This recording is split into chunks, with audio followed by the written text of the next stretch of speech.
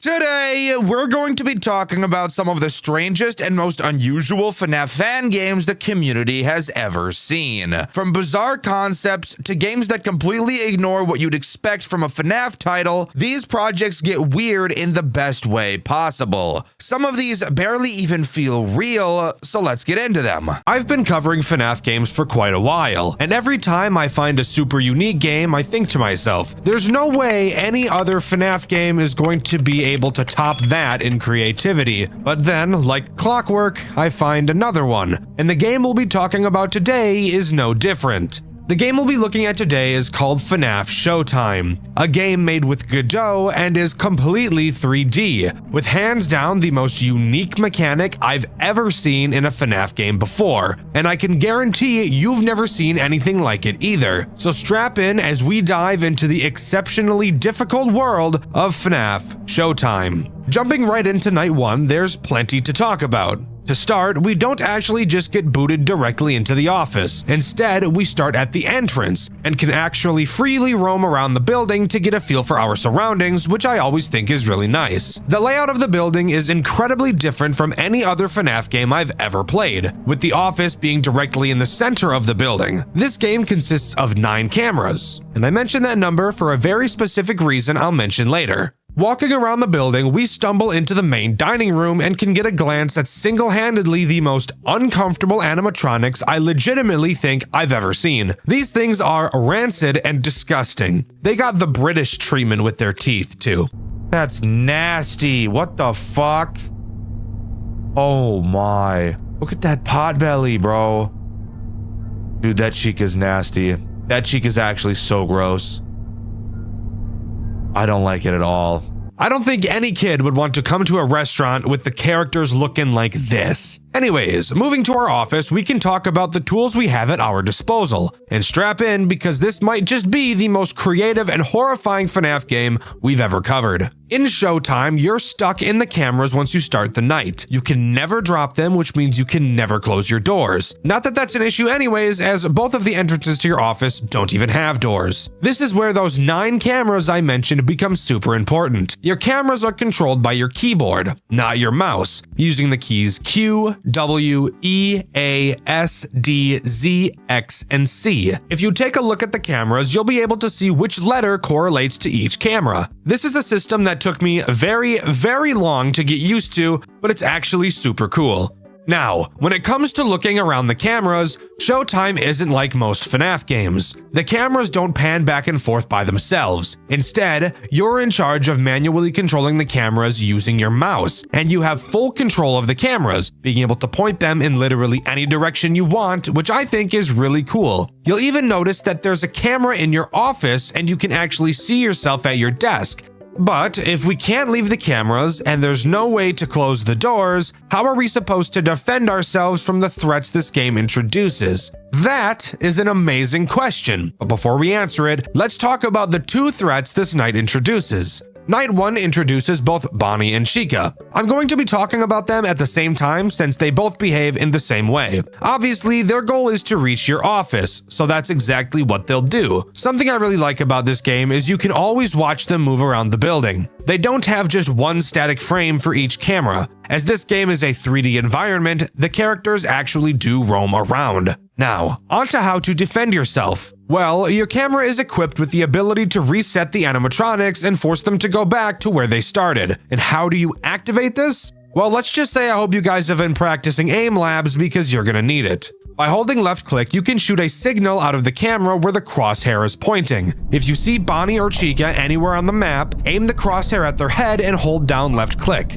Do this for long enough and a little jingle will play and their eyes will glow yellow, signaling that they will return to their starting location. Is that not like the coolest shit you've ever seen? I've never seen anything like that in a FNAF game before. I love it when fan devs try something new, and I think this one really nailed it, because this makes this game incredibly stressful. And that's for one main reason. You'll notice that there are a bunch of employee-only doors all around the building, and that's for a good reason. If the characters could only come from one area, it'd be way too easy to just camp their spawn points. So, when a character goes into attack mode, they will appear from literally any of the employee doors around the entire map. They can start in the main dining room, they can start in the entrance, the 2 party rooms, Pirates Cove, the arcade. It doesn't matter. They can come from anywhere, needing you to constantly be monitoring everything and listening for footsteps to see where the characters are going to come from. It is hard to put into words just how cool and creative this mechanic is. Nope. Get the fuck back in there, dude. I want nothing to do with you. This is gonna be fun. This one's gonna be fun, dude. Holy shit. These characters move around a lot, so you will have to be tracking their heads constantly, which I personally think is really fun. And I think it's absolutely terrifying when you hear a character's footsteps, but you can't quite tell which room they're coming from. That mad dash looking around the cameras to try and find them in time really adds to the tension this game builds. Dude, where are they going? I cannot keep track of these guys for shit, dude. And it's only going to get crazier and more difficult as we continue. So let's move on to night 2.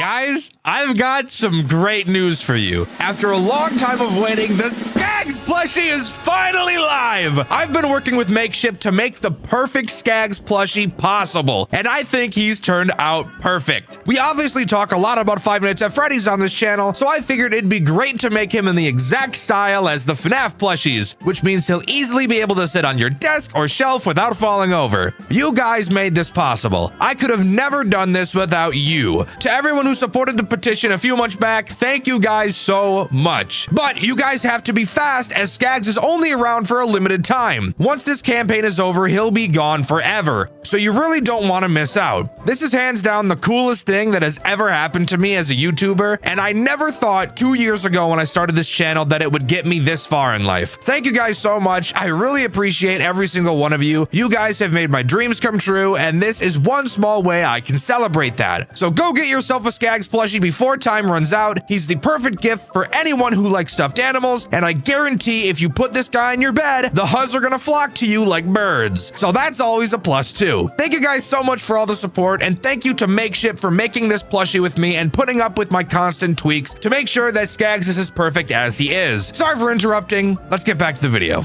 Night 2 only adds one new threat to the game, and that threat is Foxy.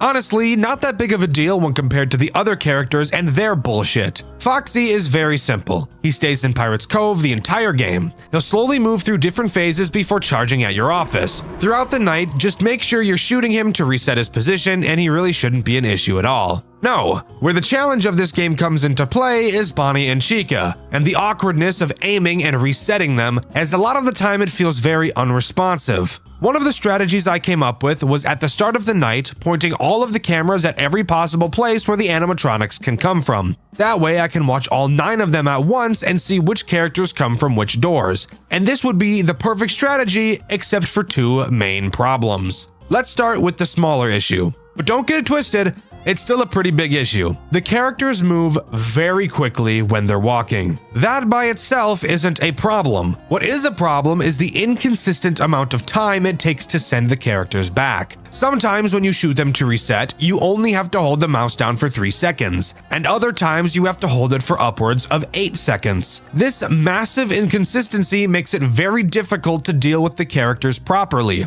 But now onto the much bigger issue, which I admit is partially a skill issue on my end, but it also shows one of the game's flaws. An animatronic can be in a room. No shit. However, if you're looking at a character in a room from a camera that is not in the same room, you will not be able to reset them, even if you can clearly see them and have your crosshair directly on them. I think this is a problem. As mentioned earlier, it can take several seconds to send these characters back. And they're very fast, so they will be switching cameras frequently. And you'll have to match what cameras they're going to constantly, since you can't reset them from the room that the camera isn't in, even if you see them. The part where this is a skill issue is, I haven't been able to learn the map perfectly, to know off the top of my head how all of the rooms are attached. When you control the direction of each camera, and there's 9 of them, it will very, very quickly become incredibly disorienting to even figure out which area of the building you're in, let alone track 2 characters that are constantly walking around all the time. Again,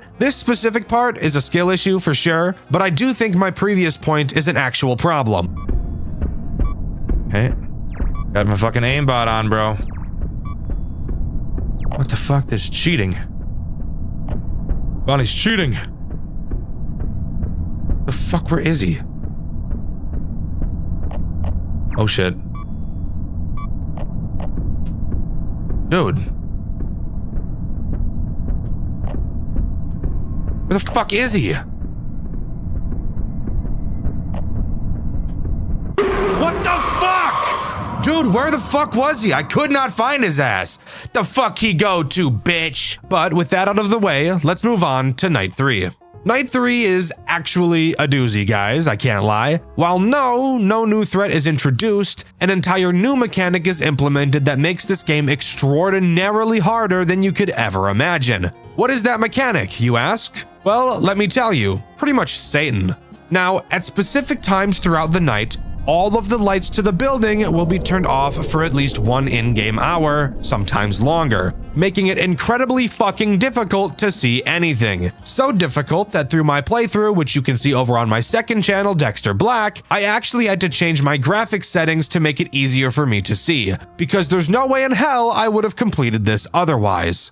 However, there is something I want to praise this game for when it comes to introducing this mechanic, as thankfully it didn't just drop it directly on your forehead like I do with babies. Instead, it makes the early half of the night incredibly easy. While the phone guy is talking to you and the lights are on, only Foxy and Chica will be active, making it very easy for the first 2 in-game hours. Once 2 a.m. strikes, the power goes out for the first time, and it will come back on at 3 a.m. During this time, still only Foxy and Chica are active, and Chica will really only attack 1, maybe 2 times at most. Only after the lights come back on at 3 a.m. will Bonnie become active and start attacking. Once again at 4 a.m. the power will turn back off, wherein it will never turn back on for the remaining 2 hours of the night. So you get time to get a feel for the lights being off by only having to deal with Chica, who moves far slower than Bonnie does, and then they ease you into dealing with both of them at the same time. I think this is such a good way of introducing such a debilitating mechanic. It doesn't feel like this game is just prying open my asshole and filling it with its saliva. It's properly teaching the mechanic without directly making you feel like it's teaching you. This is a perfect execution of a mechanic like this, and as much as I hate the lights going out, this game made me hate it probably as little as I possibly could hate it, which I think is pretty cool. But with that new aids out of the way, let's move on to night 4. Night 4 is an interesting night, and another night that really shows off how wonderful this game is at introducing mechanics to you. With me just talking about how well the light function was introduced, this night has a brand new character so heinous, yet the developer was able to introduce them in a nice way, or at least as nice as possible considering how much this guy sucks. Night 4 introduces Freddy, the big kahuna himself. The role he plays is both very simple and the most terrifying at the exact same time. His goal is, of course, to get into your office. However, the way he does so is what makes him so scary. Unlike Bonnie and Chica, who wander around the building and then enter your office, when Freddy appears from a door, he will make a beeline directly for your office with no stops along the way. And Freddy is fast. Very, very fast. Freddy's music will start playing during the times he can attack. During the music, you'll hear him laugh. When he does laugh, that's how you'll know when he's about to open a door. So you'd better drop everything you're doing to focus on him, because once he exits one of the doors, you have approximately 6 seconds to deal with him before he starts digging in your butt. Now, I mentioned they introduced Freddy very nicely. How exactly did they do that? Well, Freddy activates while the lights are off on this night, so that's not very kind. However, during this Freddy attack section, both Bonnie and Chica will not be moving around, so this entire moment is spent focusing on Freddy as you understand how he works. Again, another beautiful execution of a mechanic like this. I dislike when FNAF games introduce a mechanic while everything else is happening with no explanation of how the character works. I think having the player figure it out on their own can be a good thing, but not while everything else is happening at the same time. Wonderful integration, but it makes me very scared for Night 5. Speaking of, let's move on to that. Night 5 overall doesn't add anything new. In general, it's just a much harder version of Night 4, and I'll explain why. Remember how I said that this game did a really good job of teaching the Freddy mechanic? Yeah, well on Night 5, let's just say they're not so nice. There are 2 blackouts on Night 5. The first is very kind. It lasts 60 seconds and consists only of Freddy, just like Night 4. That made me think for a moment, just a moment, this game was about to be very kind. But boy, was I wrong. The second blackout happens at 5 a.m. and runs throughout the final hour. During this final blackout, all 4 of the characters are active, and it's by far the most stressful section this game has ever had. I was skilled and based enough to beat it on my second attempt, but that's only because I'm literally the hunky chiseled god. 2 additional things to talk about on this night. The first is that it reveals another Freddy mechanic. That being, he can attack while the lights aren't out as well, except there is a big difference. Something you'll notice about Bonnie and Chica is that Bonnie is significantly faster than Chica is. During the lights out sections, Freddy will be Bonnie's speed, which is why he's so scary. But while the lights are on, Freddy will move at Chica's speed, still making him a big threat since he goes right for your office, but also makes him easier to deal with. The last thing I want to talk about before we continue is Golden Freddy. During my playthrough of Night 5, which you can see over on my second channel, Dxtr Black, I actually had Golden Freddy appear. He appears in your office, and I didn't dare look at him with the office camera, but you can see I was looking at him through one of the party rooms. But with that, that's all Night 5 has to offer. I assumed there would be some form of cutscene after completing it, but no.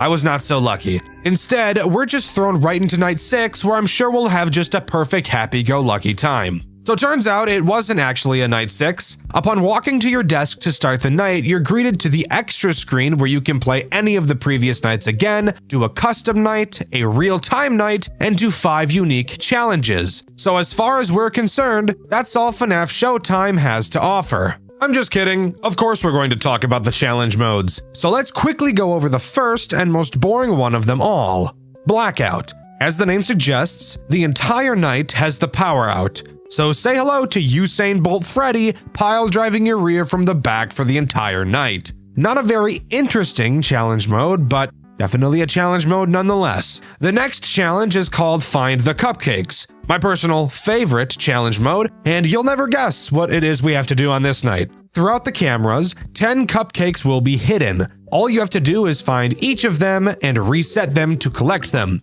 The only threat active on this night is Chica, which makes sense since it is her cupcake, but I do feel it makes this challenge far too easy. I think having all the characters active but at lower AI values would make this challenge much more interesting. This next challenge we're going to talk about is very, very evil. Like, think of the most evil thing you could possibly imagine, right? Think about it. Think of its shadow, right? Start with like a shadow, just got like a shadow ball, and now mold that shadow.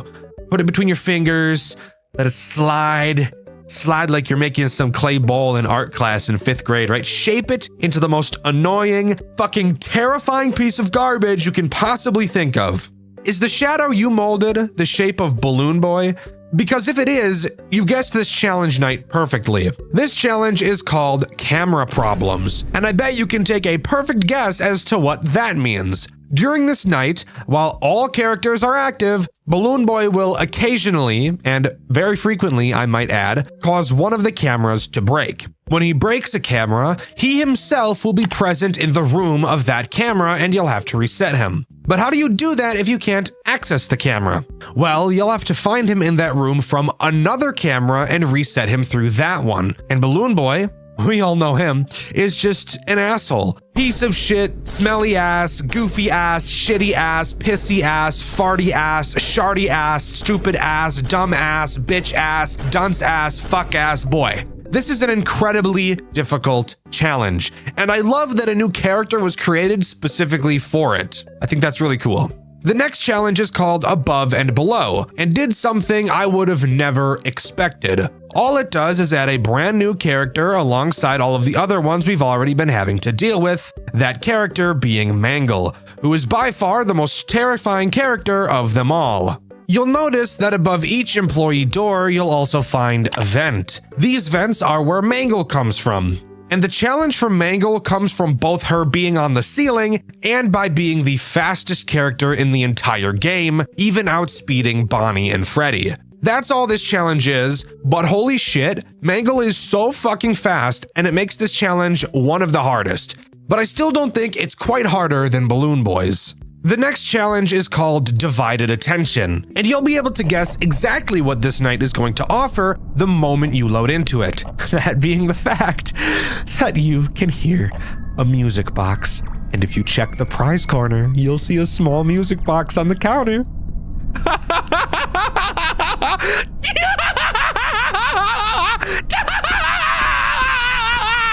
That's right. This challenge just adds another fucking Foxy to constantly look after. Isn't that just fucking amazing? Yeah. Needless to say, I'd like to move on as fast as possible. But with that, that's all of the challenges that FNAF Showtime has to offer. And overall, I think FNAF Showtime is an incredible game. Even though there are only 4 characters throughout the main night sections, this game proves to be one of the most difficult I've ever played. Learning how to track the characters and prioritizing them is exceptionally difficult, but it's so cool. What is your favorite Roblox game? Don't answer that. I don't want to see any comments saying Forsaken, that game is terrible. Let me be more specific. What is your favorite Roblox FNAF game? Maybe you say FNAF 2 Reimagined. Maybe you say Dog Watching. Well, I personally have found a new FNAF Roblox series that we could add to the conversation. Today, we'll be talking about Five Nights at Marcus, a series many of you may have never heard about. However, with 3 games being in the series, I'm willing to bet you've heard of the third. It's just a little game that goes by the name of Far From Land. Yeah. That's something even I didn't know about until starting to do work for this video. This series tries a lot of interesting things and succeeds and fails at a lot of them. Today, I'll be going over each of those things, so join me as we dive into the world of Five Nights at Marcus. And with Five Nights at Marcus, we obviously start with the first one, and night 1 of game 1. And with night 1 on the way, we bust a nut into our office and can start learning about everything important that we need to learn. To start, let's just talk about our office itself. Obviously, we have our monitors for our cameras in front of us, but we also have a picture of a cat named Oscar on our desk, and I think that's great. Also, if you open the drawer on your desk, you'll see another picture of Oscar. Just lovely. Looking up, we see a big vent, but we'll focus on that later. Turning around, we'll see the door to our office, which cannot be closed, which is a bit concerning just knowing the type of game we're playing right now. And behind us is also a maintenance panel, which we will be using to complete the night. How do we do that, you ask? Great question. On this maintenance panel, you will see several tasks we have to complete. That's right, Five Nights at Marcus uses a task-based completion system rather than a time-based one, which can be a blessing and a curse in some instances. The tasks are mind-numbing. Just press a button and wait for it to load 5 times and the night is over. But what about the threat this night introduces? That would seemingly be Marcus himself. You can find him on the cameras just laying on the fucking floor. He has no legs, so we can all laugh at him for being crippled. Where's your life alert, buddy, huh? Get up! Marcus will try to get to the door behind you. However, Marcus makes no sound cues, and because he has no legs, is not visible at the door or window either. So, how are you supposed to know when he's actually arrived? Another great question. Guys, you guys are on a roll today. The answer is pretty simple. You really have to make sure you're watching him on the cameras, and once you see him leave camera 1, you'll know he's at your door. But Dexter, how are you supposed to keep him away? Oh my goodness, another amazing question. You're doing so well. Inside of your maintenance panel, along with your tasks menu, you also have a shock menu. Go to the shock menu and use the shock when Marcus is outside of your door and he'll scream like a bitch and run away. And then his cycle will continue. Night 1 is piss easy since Marcus barely moves, but don't worry, this is going to get much more complicated as we go. So let's move on to night 2. Night 2 rolls around and we have one new threat to talk about. And for some reason, I'm not gonna lie to you, this night serves to show me how stressful this game is about to become. Let's talk about it. The new threat on this night, not gonna lie, I don't know the name of him, so I'm just gonna call him Green Man. Green Man attacks in the same way as Marcus, except noticing him is a lot easier. When he gets to your office, he has 2 phases. One outside of your window, and one where he's standing in the fucking doorway. Which I can't lie, scared the shit out of me the first time I saw it. Oh. What was that?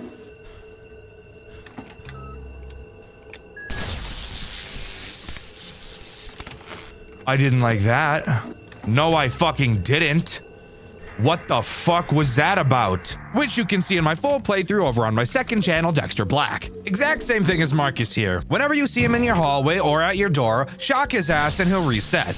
Now, if you remember about 24 seconds ago, you'll notice I said that this night is stressful. You might be wondering how that's even possible considering there's only 2 threats and they both do the exact same thing. Well, my reasoning for this surrounds Marcus and the fact you have to watch him so closely on the cameras. Marcus moves incredibly quickly, it seems. Like, way faster than I would have ever expected for a Night 2 character to move. I was expecting to be able to do my tasks in bursts of 50% before checking on him, but that got me killed very quickly. We gotta get this thing to 100 before we go check on him, though. That's my goal. We gotta get you to 100, bro. Perfect. Fuck me in my ass. Okay, well, I didn't expect you to be that quick. He was a quick guy. Then I decided to do them in bursts of 25%, and that was working up until the point in the night where Green Man starts moving. Then I had to start doing my tasks in bursts of 10%, and even that felt like I was cutting it down to the wire with time management. And now, here's the really weird part. Throughout the first half of the night, Marcus was moving at the speed of sound. The moment Green Man activates, Marcus sits in his final camera for the rest of the night without moving. And this is so stressful for exactly the reason you think it is. With Marcus in his last camera, it only takes him 1 more movement opportunity to reach the office, which means I'm on edge the whole night, constantly checking to make sure he doesn't move. Because he's been stationary for so long, I'm thinking, there's no way he's not gonna move. He's going to anytime now, except nope. He never fucking moved. Just sitting there like a dick, scaring the shit out of me. Whatever. On to Night 3. With Night 3 coming along, so does another threat we get to talk about. And in all honesty, this threat doesn't make the game much harder, but Marcus 100% does. The threat introduced on this night is once again someone I don't know the name of, so I'm going to be calling him Vent Guy. And I'm guessing purely by saying his name, you can already guess what this guy is going to do. That's right, the exact same thing as Marcus. No, I'm not kidding. Vent Guy will attack your vents, and he actually has 2 different means of attacking you. The first will have him do exactly what Green Man does. He'll go through vent 1 and show up outside of your office. When he does, all you have to do is go to the shock menu on your maintenance panel and shock the vent. His second form of attack will have him attack the vent directly above your head, or vent 2. When you see him in this vent, for some reason, you don't shock the vent. This time around, you have to give him the Withered Foxy treatment and flash your light at him several times to make him go away. Turns out he's epileptic, and there's nothing I enjoy more than giving epileptic people seizures. Also, quick side tangent, I feel like it'd be hard to drive with epilepsy. And who knows, maybe you can't. There have been times where I'm driving on the highway, and on the sides of the road they have the little bumper things to prevent people from flying off the road, but these little bumper things have several support beams holding them in the ground, so when you're driving during the sunset, oftentimes the sun will line up with those fucking support beams and proceed to strobe me for the next 6 miles on the fucking road. Anyways, let's keep talking about the Five Nights at Freddy's game, shall we? Again, Vent Guy isn't really that big of an issue. Who is a fucking issue, however, is Marcus. At first, I thought Marcus was moving at the speed of fucking sound because there would be several, and I do mean several instances where I noticed Marcus leaves camera 1, so I shocked the hallway. Then moments later, I get killed by Marcus. At first, I thought this meant Marcus turned into a fucking bullet train, but no. I think I understand what's happening here. I'm pretty sure there's a window of time between Marcus leaving camera 1 and actually showing up outside of your office. And I think I was shocking the hallway during that window of time, which meant when Marcus actually did get to my hallway, I was never actually able to shock him, and I obviously couldn't see him on the cameras. I think this is a very, very bad mechanic. If this is truly how Marcus works, if Marcus can't be seen when he's in the hallway, and he makes no sound cues to indicate he's entered the hallway, and you have a window of time between him disappearing off of all of the cameras and reaching the hallway, and your shock cooldown is very long, this brings up a very obvious problem of literally never being able to time Marcus properly and consistently. What needs to happen is when Marcus leaves camera 1, that means he is instantly in your hallway. What ended up happening constantly during my playthrough, which you can see over on my second channel, Dxtr Black, is I would see Marcus leave camera 1, so I'd shock the hallway. Then I'd check camera 4 to see if he'd been reset. When I saw he hadn't, I'd rush back to the maintenance panel and spam the shock button, which was always still charging at this point. Shock the hallway a second time, and only then would I see that Marcus would reset. This is very bad. One of the only flaws I've noticed with this game so far. This is not fun. This is not challenging. This is not innovative. This is just bad game design. And if the devs are looking for anything to change about this game, this is 100% the thing to change. But with that, we can move on to night 4. All right, recording Dxtr here. Giving a little note as I'm reading this script and remembering that I wrote this. Marcus, I was told that Marcus, after he is in camera 1 and he disappears, he doesn't go to the hallway. He actually goes to camera 3 after camera 1. However, thinking about that doesn't make sense because quite literally, every time I shocked the hallway and then shocked it a second time, Marcus was reset. So you're telling me that if that's true, what I just said right now, that he goes to camera 3 after camera 1, camera 3 is his final camera, you're telling me that every single feasible time Marcus left camera 1 and I shocked twice, he made a movement opportunity to camera 3 and then my hallway. He made that every time in that window of time without fail. I don't believe that. I have trouble believing that. I think what I wrote originally is correct, but I don't know. Let me know in the comments. Guys, I've got some great news for you. After a long time of waiting, the Skags plushie is finally live. I've been working with Makeshift to make the perfect Skags plushie possible, and I think he's turned out perfect. We obviously talk a lot about Five Nights at Freddy's on this channel, so I figured it'd be great to make him in the exact style as the FNAF plushies, which means he'll easily be able to sit on your desk or shelf without falling over. You guys made this possible. I could have never done this without you. To everyone who supported the petition a few months back, thank you guys so much. But you guys have to be fast, as Skags is only around for a limited time. Once this campaign is over, he'll be gone forever, so you really don't want to miss out. This is hands down the coolest thing that has ever happened to me as a YouTuber, and I never thought 2 years ago when I started this channel that it would get me this far in life. Thank you guys so much. I really appreciate every single one of you. You guys have made my dreams come true, and this is one small way I can celebrate that. So go get yourself a Skags plushie before time runs out. He's the perfect gift for anyone who likes stuffed animals, and I guarantee if you put this guy in your bed, the Huzz are gonna flock to you like birds. So that's always a plus too. Thank you guys so much for all the support, and thank you to Makeshift for making this plushie with me and putting up with my constant tweaks to make sure that Skags is as perfect as he is. Sorry for interrupting. Let's get back to the video. Night 4 rolls around, and with it, another threat is introduced. Once again, the name of this character is currently unknown to me, so I'm going to be calling him Screen Guy. Obviously, as I'm sure you could have already seen, there are 6 screens on our desk, and so far we've only ever used one of them. Well, Screen Guy is here to change that. Throughout the night, at random, he has a chance to appear on any of the non-camera screens. He'll make a subtle sound cue when he appears, and all you have to do is click the monitor he occupies, and he'll go away. Incredibly basic character, not really much to worry about. Something about this night I want to mention is 2 things that I learned. The first being that Green Man's name is Shut. I personally prefer Green Man, if I'm being honest. The second thing I learned while playing Night 4 is that as long as your maintenance panel is down, no matter which of the 2 screens you have selected, you will still do your task.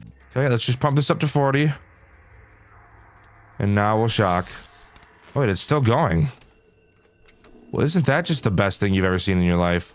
I didn't know it was gonna do all that now. Which means if I notice Marcus has left, now that I know I basically have to shock him twice to properly time it, I can start on my task, flip to the shock panel, and while I take a billion years shocking him twice, the task I selected will still be performed the entire time. I'm sure this was probably obvious to most people, but shut up, I just figured it out now. Anyways, on to Night 5, since there wasn't a whole lot to go over this time. Once again, Night 5 introduces nothing new and just goes about being a harder version of Night 4. While a little boring, there's nothing wrong with that. It is the first game in the series after all. However, there is something interesting to talk about. But before I talk about it, I want to mention the names of the characters I've failed to mention so far. Vent Guy's name is officially Dahomey. Yes, I'm serious. What a silly name. I personally prefer Vent Guy, I'm not gonna lie. And then the weird monitor guy's name is officially Shadow Marcus, which, by the way, I didn't mention this. If you ever don't click his monitor in time, he'll just appear behind you and disable your maintenance panel, ensuring that you will die. Anyways, on to that interesting thing I mentioned about 20 seconds ago. After completing night 5, the game doesn't just end like I expected it to. Instead, we get this cutscene.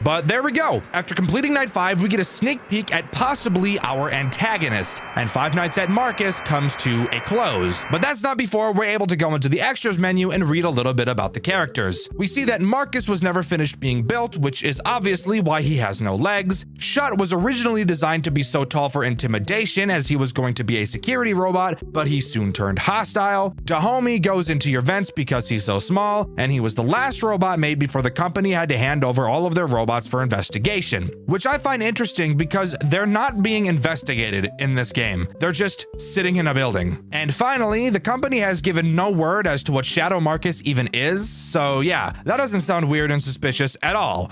So yeah, that's all Five Nights at Marcus has to offer. But of course, judging by the length of this video, you guys know we've got a lot more to talk about. And that's because this series actually has 2 additional games packed full of content. So let's move on to Five Nights at Marcus 2. Five Nights at Marcus 2, while not a remaster, don't let that fool you, as while graphically it may not look as good as the first game, mechanic-wise, I think it is pretty solid. And this game is much more stressful than the first. So let's get right into Night 1, because just like in the first game, there's no weird minigames. Night 1 drops us right into the office and really shows us how much more challenging this game is going to be. To start, let's talk about the tools at our disposal. Of course, we have our camera system, nothing special, and just like the last game, we're able to turn around to do our tasks, but we'll talk about what those tasks are in a bit because they are much more interesting than the first. Sticking to the front of our office, we have a flashlight that we can use to flash the large window in front of us. You'll notice there's 3 separate areas of this window you can flash. You'll also notice that this flashlight drains incredibly quickly, like really fast. So what do we do about that? While looking at the front of the office, you can flip down your maintenance panel in order to repair things or shock things. If your flashlight goes dead, simply repair it and it'll fill right back up. Nothing crazy. Now, let's move on to talking about the task-based system this game has, and why it's much more stressful than the first. To start, this time around, we're not just pressing a button and playing the waiting game. This time, it's actually something we have to pay attention to. We will receive several shipping containers throughout the night. When they arrive, we must scan them, which takes a while, and when they're scanned, we'll get some information about them on the left side of the screen. The information predetermined on the right side of the screen is what should be inside of the shipping container. If both sides match, we accept it. If they don't, we deny it. Every time we do this successfully, we gain a point. And if we fuck up 5 times, we lose. Fucking up is pretty hard, but once these nights start to get more and more stressful, it will become apparent how messing this up could be easy. Do this 12 times and the night is complete. But of course, we all know it's not just that simple, as of course we do have other threats to deal with at the same time. Just like in the first game, Marcus himself is the only character introduced on night 1, and he is very simple. Even more simple than in the first game. However, he does drain a precious resource far more than any other character does. Marcus will move through the cameras to get to your window. Luckily, this time you'll actually be able to see him when he's at it. And when he is, all you have to do is spam your flashlight at him and he'll reset. But of course, with the flashlight draining so quickly, dealing with Marcus is not something you're going to want to be doing very often, as repairing the flashlight can take a hefty amount of time when you really don't have it. Plus, we'll need to use that flashlight to deal with the other threats that get introduced later, but for now, Marcus is all we have, so beating this night should be easy and we can move on to night 2. Night 2 honestly does way more than I expected it to, and is where I learned that this game has quite a few more characters than the first. So let's not waste any time and talk about the first threat this night introduces, Shut. Returning from the first game like Marcus, Shut plays a role in introducing a very important mechanic into the game, that being your shock system. Inside of your maintenance panel where you repair your flashlight, you'll notice a shock button at the bottom. Switching to the shock screen, you'll see you can shock either the vent or the office. Shut will slowly make his way to your office, and fun fact, whenever a character reaches camera 5, which is the camera right before they show up in your window, they will actually make a sound cue as you'll be able to hear them walking, which is very nice. When Shut shows up at your window, shock your office and he'll go away, wherein you'll then have to wait for the office shock to recharge. Not so bad. Hopefully we just don't get a fuck ton more characters that also require us to shock the office. The next threat introduced on this night goes by the name of Him. Stupid name, I know, but let's just roll with it, alright? Him will make his way to your office and show up at your window. When he does, all you have to do is shock the office and he'll leave. Uh-oh. Something tells me this game is about to get super repetitive and mind-numbing and luck-based. But those are the only new threats this night introduces. But before we move on to night 3, there's one more mechanic I need to mention now that we've brought up shocking. You only have 5 shocks. When you run out, you'll need to repair your shock to refill it. You usually have plenty of time to do this at this point of the game, but I get the funny feeling it's going to get a lot more difficult as we progress. But with that out of the way, we can move on to night 3. Night 3 only adds one new threat, and the way the game made him sound made me think he was going to be interesting. What are the animatronics? Take a shortcut through the vents to your office. Make sure you flash. What? 17!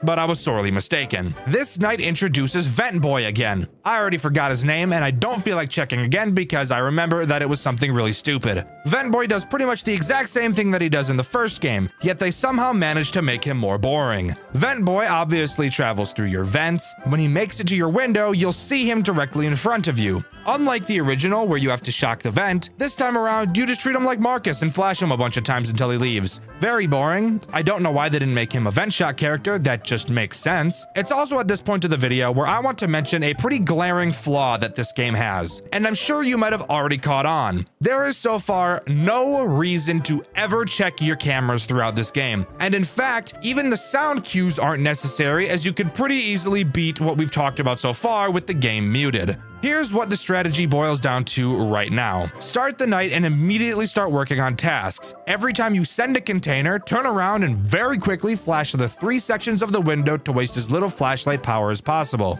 If you don't see anyone, do your next task. If you do see someone, deal with them. If it's a shock character, shock them and then repair your flashlight before turning around and working on the next container. The only time you won't repair your light here is if you need to repair your shock instead. Repeat this 17 times for night 3 and you have it completed. Is this night hard?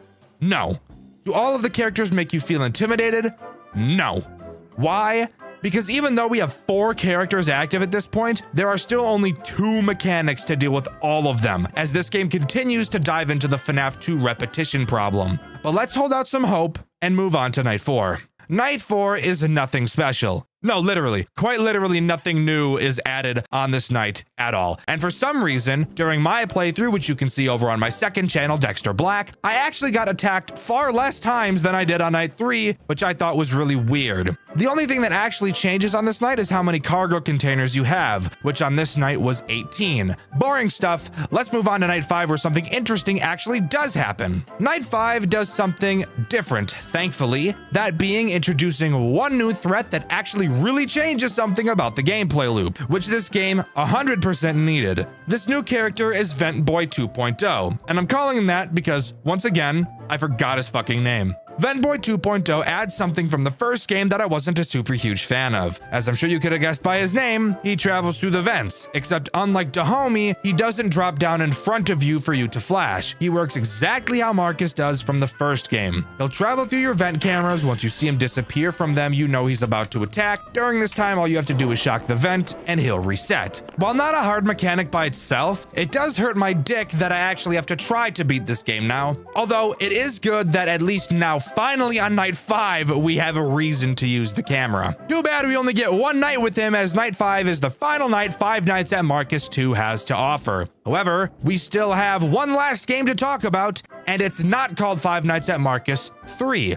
I actually didn't even know that the next game we'll be talking about was even a part of this series, that game in question being Far From Land. So let's jump right into that. Far From Land starts in a very interesting way. Unlike both of the Five Nights at Marcus games, Far From Land actually has something other than just night sections, as this game opens to a cutscene about cargo ships that work for Celadon, and go figure, we play as the person driving this cargo ship. And oddly enough, we're referred to as Marcus by the phone guy.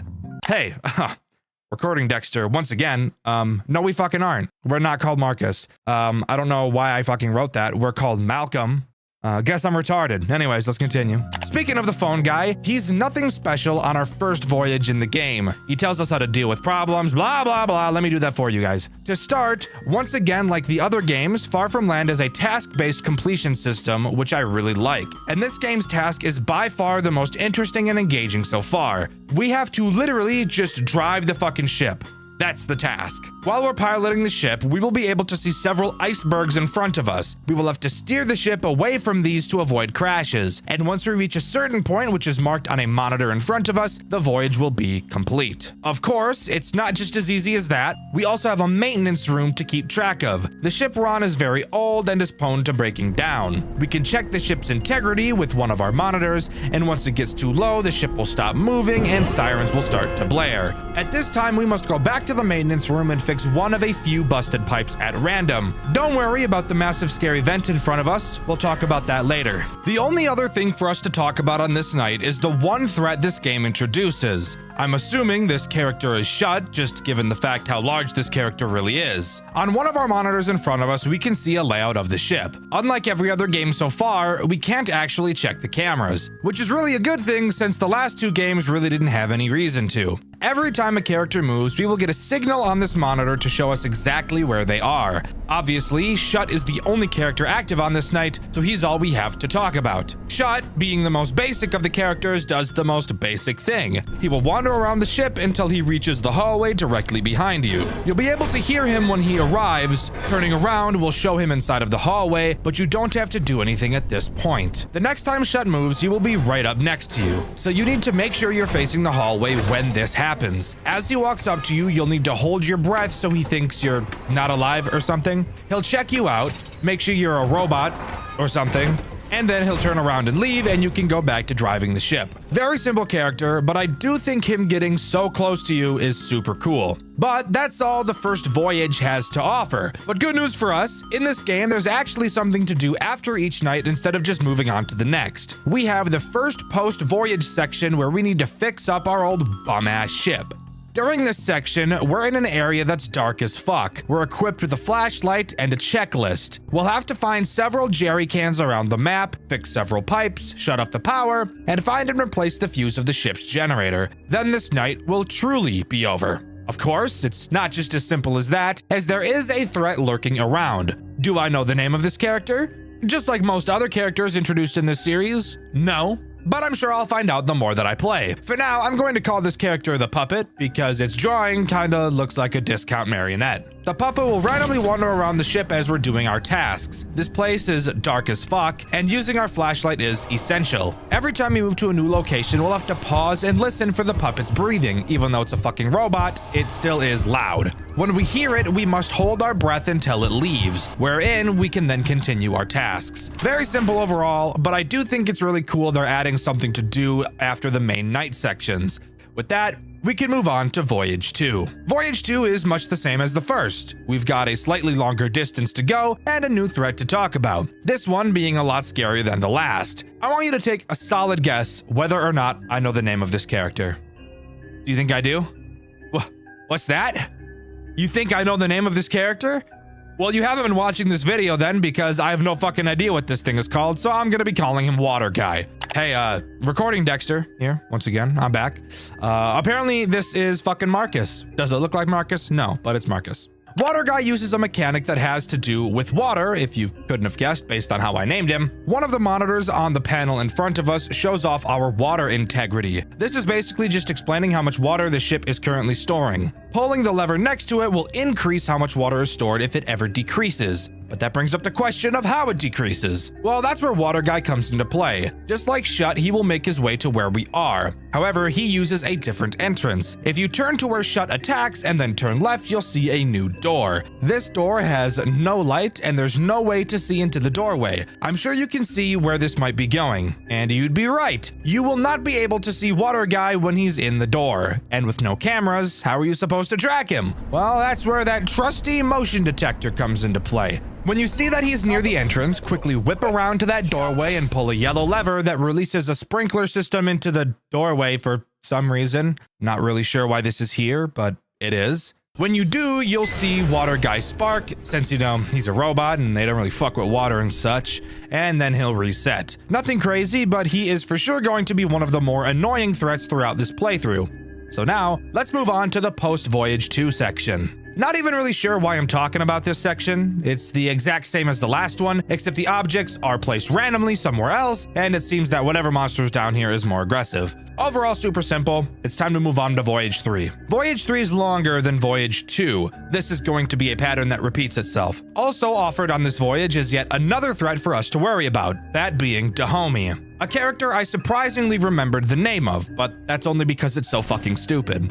Dahomey, like he is in the other games, is a vent character. And where is the only vent on the ship we can access? That's right, the maintenance room. Luckily, we can track him on the motion detector like the other characters, and when we see him in the vent, all we have to do is whip over to it and hold our flashlight on him until he goes away. Very easy, but it is another character to drag us away from the task that continues to get longer and longer each night, but that's all this voyage adds. Moving on to the post-voyage section, which is actually something different this time. Instead of inspecting the top deck, this time we're inspecting the bottom deck. In it, we have another plethora of tasks, such as fixing leaky pipes, replacing fire extinguishers, rearranging pipes, and finally refueling the ship. All of these tasks are pretty simple. However, there is one threat looming over our heads, quite literally the entire time. That being the puppet-looking thing again. Hey, recording Dxtr again. This is a different fucking puppet. I don't know its name, but it's a different one. Occasionally, while we're walking around the lower deck, he'll drop down from a vent in the ceiling. Using a wrench we acquire on this night to complete our tasks, we have to whack the shit out of him to make him jump back into the vents. We only have a certain amount of stamina, and since we need to swing the wrench to fix leaky pipes, we have to balance how much we're swinging at once. Once we get into the final room, all we do is refuel the ship and we're ready to move on to the next voyage. However, before we do that, I want to talk about something stupid that this game has. Quite a few months back, I was actually playing this game on my second channel, Dxtr Black, but I stopped on episode 3 because this post-voyage section of the game was bugged. I said I'd come back to the game after it was fixed. What would happen is that the game would literally just freeze when doing certain things, and I was even able to still replicate it now, which happened in my newest playthrough of the game. What?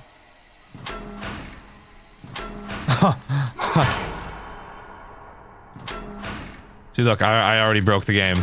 Turns out this bug is all tied to the FPS of the game. If you use the highest FPS, 240, like I do, not only can this bug occur, but it'll also fuck up your camera movement 6 ways to Sunday, making you whip around so fast it gives you whiplash. This is the same problem I was having all those months ago. So, if you turn your FPS down to 60, not only will it fix the whole whiplash problem for some reason, it will also completely fix the freezing bug I had. I have no idea whatsoever how FPS has to play into any of this, and this is not the first game I've played with this weird problem. Weirdly enough, the Poppy Playtime games also have bugs on higher frame rates as well, the main one being that the grab pack will pull you upwards far fucking slower on higher FPS. Super weird, but I needed to point it out. On to voyage number 4, which is entirely new territory for me once again, and with this voyage comes one of the scariest threats yet. Lore-wise, not really gameplay-wise, I'm gonna be honest with you. During the phone call, it gets intercepted by a guy named Mason. I'm pretty sure I'm supposed to know who Mason is at this time, but I'm gonna be so honest, I have no idea who the fuck Mason is, and I really can't be fucked to figure it out. Mason talks about how this new threat, who he calls the Kraken, has gotten on the ship and that it's very dangerous. Apparently, this robot is what the company doesn't want anyone knowing about, and we're completely alone on this massive ship with it. The Kraken's mechanic is pretty interesting, but I think it could have been done a lot better. The Kraken can be seen on the front of the ship through your window while you're driving, By holding shift, you can cause the horn of the ship to go off. Whenever you see the Kraken, blow the horn like the hose do and he'll go away. When your horn integrity runs out, all you have to do is go to the maintenance room and fix a pipe, which will then fix your horn. I don't really know how that makes any sense, but don't question it. That's just what we have to do. The Kraken does have another mechanic, although I personally never saw it. The Kraken has a chance to enter your maintenance room. If you ever see him in there, just turn around and that's literally it. Hey, recording Dxtr again. This isn't the Kraken that does this in the maintenance room. It's another fucking character I don't know the name of, but yeah, no, he was just never mentioned by a phone guy. It's just fucked me, I guess. Overall, I think the Kraken could be a cool mechanic. He kind of hides like he knows you're looking for him, but he always hides in the same spot. I think it would be a lot cooler and a lot more interesting if the Kraken had several hiding spots throughout the front of the ship that he'd hide in at random. Doing this would not only make the gameplay loop more interesting, but also keep the player on their toes throughout the entire voyage. Now, moving on to the post-voyage section. Spoiler alert, it's exactly the same as the last one. Doing the same tasks, albeit one of the puzzles is different, but still very simple, and the puppet thing is still trying to turn our guts into soup. Refill the tank at the end of this section of the voyage, and it is over, and we can move on to the 5th voyage. Voyage 5 adds nothing new to the gameplay loop, just being a harder version of Voyage 4, and a lot harder, that is. The characters really ramp up their AI on this night and get a lot more aggressive, which is an oddly nice change of pace. What really gets interesting is this post-voyage cutscene.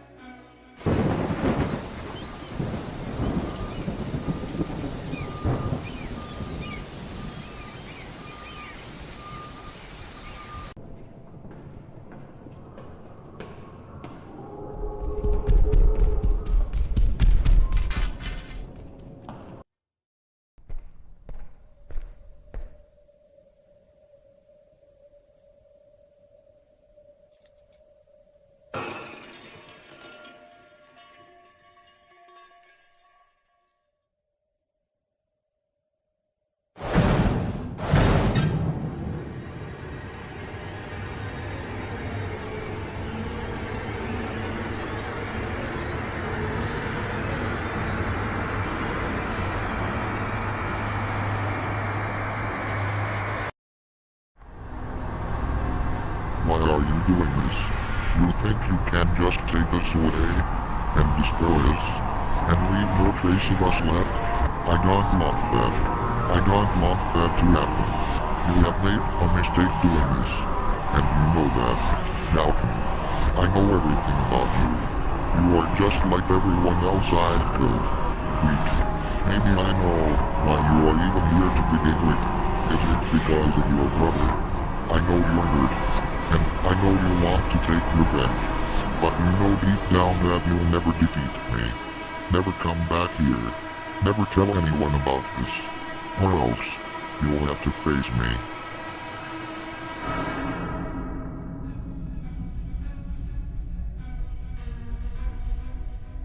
And with that, we're surprisingly thrown into a 6th voyage. A 6th night is something that none of the other games have had so far, so this actually makes me very surprised. And turns out this final voyage is a boss fight with the Kraken, which is the name of the robot we just saw in the cutscene, not actually the robot I was calling the Kraken earlier. I'm sure you could have guessed from this whole video, but I don't think the series is very good at explaining names. The Kraken obviously plays the role of all of the characters we've seen on the voyages so far, with a small twist when he plays as Shut and Dahomey. In both cases, when dealing with him, he activates a rat from Five Nights at Candy's 3 mechanic, where you have to track his head while he moves around. Awesome change of pace. I love that they added this little extra piece of detail, really ties everything together. The dude that sits outside of your front window, and Scrap, which is the name of the character that I thought was the Kraken that sat in your maintenance room, had a chance to do it, and you turn around, it's that guy, his name is Scrap.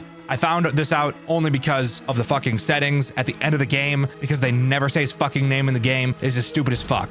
But that's really it. Deal with all of the characters and try to avoid the fact that the Kraken killed a guy and attached his rib cage and head to his own fucked up robot body. Yeah, tell me that's not the most fucked up shit you've ever heard in your life. After completing the voyage, we get one last cutscene where we seemingly willingly drive the ship right into a giant rock to sink the entire thing and destroy ourselves, along with the murder robots that are inside of it. Honestly, a very good decision in my opinion. Really taking one for the team there, Malcolm. I appreciate it, G. But with that, everything is destroyed. We unlock the extras where I learned Dahomey wasn't even Dahomey the entire time I've been calling him the wrong fucking name, and that there are like 7 human characters that have a paragraph of text beneath them, all characters I'm supposed to be familiar with. Spoiler alert, I am not, so I'm just gonna pretend like I never opened the extras menu, and I'll just say that Five Nights at Marcus series comes to a close. Overall, I really think that this is a great series. I think it started off pretty rocky, but overall it's clear you can see a real improvement from one game to another, especially with how amazing Far From Land is. Even though it has one of the stupidest bugs I've ever seen, I just really hate how lore-wise, I literally picked up none of it. Literally 0 pieces throughout my whole playthrough, which you can see over on my second channel, Dxtr Black. One of my favorite genres of games is roguelikes. I also, as I'm sure you could have guessed, really like Five Nights at Freddy's games. I've only built a whole career off of it, so I'm sure you could have figured that out. So I bet you can imagine my pleasant surprise when I was told that there was a Five Nights at Freddy's game that was also a roguelike. The moment I learned of this, I downloaded it as fast as I could and started filming videos because I just knew even before playing it that it was going to be getting a Dxtr White video, and here we are now. You guys know what game I'm talking about. You can see the length of this video. I very clearly like this game a lot. So sit back, relax, and join me as we dive into the chaotic world of Too Many Nights. Unlike most FNAF games, Too Many Nights doesn't follow any storyline or the typical FNAF formula. Instead, it acts as an endless minigame that doesn't stop until you fail. Although I'm sure you already knew that, considering everyone on Earth has played a roguelike before. At the start of each run, you will get to pick a character, of which there are many. Each character gives you a different set of abilities, with each having a list of pro and cons. You don't start with all of them and will have to gradually unlock them by doing specific tasks. I'll go over them in a bit. After picking a character, you will have to select 3 animatronics to put into the pizzeria. And this is where this game gets brilliant. You get to choose 3 animatronics yourself. The game will never choose them for you, and your initial choices will be random at the start of each run. However, if you really don't like your starting options, you can press R to reroll your first pick as much as you'd like. As I'm sure you could have guessed, there are several animatronics in Too Many Nights. Each has a unique mechanic, and it will be up to you to plan out which animatronics you bring along, and control how they will be forced to interact with each other. Each animatronic falls into a certain category. You have your door animatronics, your camera animatronics, your mask animatronics, your vent animatronics, your flashlight animatronics, and what I'm going to call your nuisance animatronics. Each of these categories serves its own purpose, and generally speaking, picking multiple animatronics from the same category will make your gameplay experience easier. Before I really start talking about the characters, I'd like to explain the rest of the experience of a run. To start, after selecting your first 3 animatronics, the run will begin. After completing a night, you will be forced to add 1 new character. Every few nights, you will also be forced to add a penalty. These penalties fall into 2 categories: your general penalties and your character penalties. I'll dive into each of these later as well. After selecting a penalty, you may get the chance to go to the shop and buy some items. Throughout the night, you will gain Faz coins from successfully defending yourself from the animatronics. Once again, I will get into these items later. Keep repeating this process until you eventually die, and boom, that's the gameplay loop of Too Many Nights. Of course, that was a very oversimplified explanation. So now we're going to dive into each of the animatronics, how they work, and to keep it interesting, I'll even throw each character into a tier list so that you can all argue about it in the comments. Hold up, guys. I want to take a little break here to tell you that this video is sponsored by me. For those of you who didn't know, I have channel memberships. I would never ask anyone to do this as I don't even have any interesting perks attached, but if you really enjoy what I do and would like to support me a little bit extra, that's a great way to do it. Also, if you'd like to actually get something for your money in return, I have a merch store with some designs I commissioned from a fan, the same fan who actually drew these new character PNGs. So if you'd like to have my silly little demon character on your clothes, then that's a great place to go do that. And hey, if enough people end up liking that stuff, I will 100% get some more created in the future, and maybe even commission some more fan artists for some uniqueness in art styles. You can find the link to that in the description of this video. Sorry for the interruption. Let's talk about everything that Too Many Nights has to offer. I'm just going to go down the list that appears on the wiki, and be prepared, there are a lot of animatronics. Editor, I'd say I'm sorry for what you're about to have to do, but that would be a lie. Let's go. Freddy is a camera animatronic, aka my personal least favorite type of animatronic. Freddy will start on stage and make his way towards your right door. All you have to do is occasionally stare at him on the cameras to make him go backwards. I'm sure you can guess why I'm not going to like a majority of these camera animatronics. If he ever reaches your door, he will never leave and you'll be forced to keep it closed for the rest of the night or die. Freddy also has 5 penalties that have the option to be chosen when you have to select a penalty. The first is Mad Freddy, which will make you have to look at Freddy longer to make him go backwards. His second penalty is Branched, which gives him a chance to be able to attack your left door as well. And when you're playing this game, you will very quickly fall into a pattern, so having a character be able to switch up on you like this would very obviously throw you off. Stare Down is another Freddy penalty. This one is horrific. It makes Freddy never move backwards. Staring at him will only stall him. However, to compensate, he moves a lot slower, and the camera doesn't have to be up for you to be able to stall him. Invisifreddy is a penalty that I'm sure you could take a solid guess at what it does. That's right, it makes him fucking invisible. Isn't that great? Sure, a sound cue is added to his movements, but fuck that. That just sounds like AIDS. Finally, we have Nuh-uh, a penalty that's just so silly. When Freddy gets to your door, he will prevent the door from ever closing again throughout the rest of the night. Isn't that awesome? No, it isn't? Yeah, I know. Don't choose this one if you can help it. Overall, I'm not a fan of Freddy, but without penalties, he isn't the worst character in this game, so I'm going to give him a C tier. Bonnie is a door character, aka a character I usually like to pick. Bonnie starts on stage and makes his way to your left door. Once there, a sound cue will play and you'll have to close the door and stare at him on the camera until he goes away.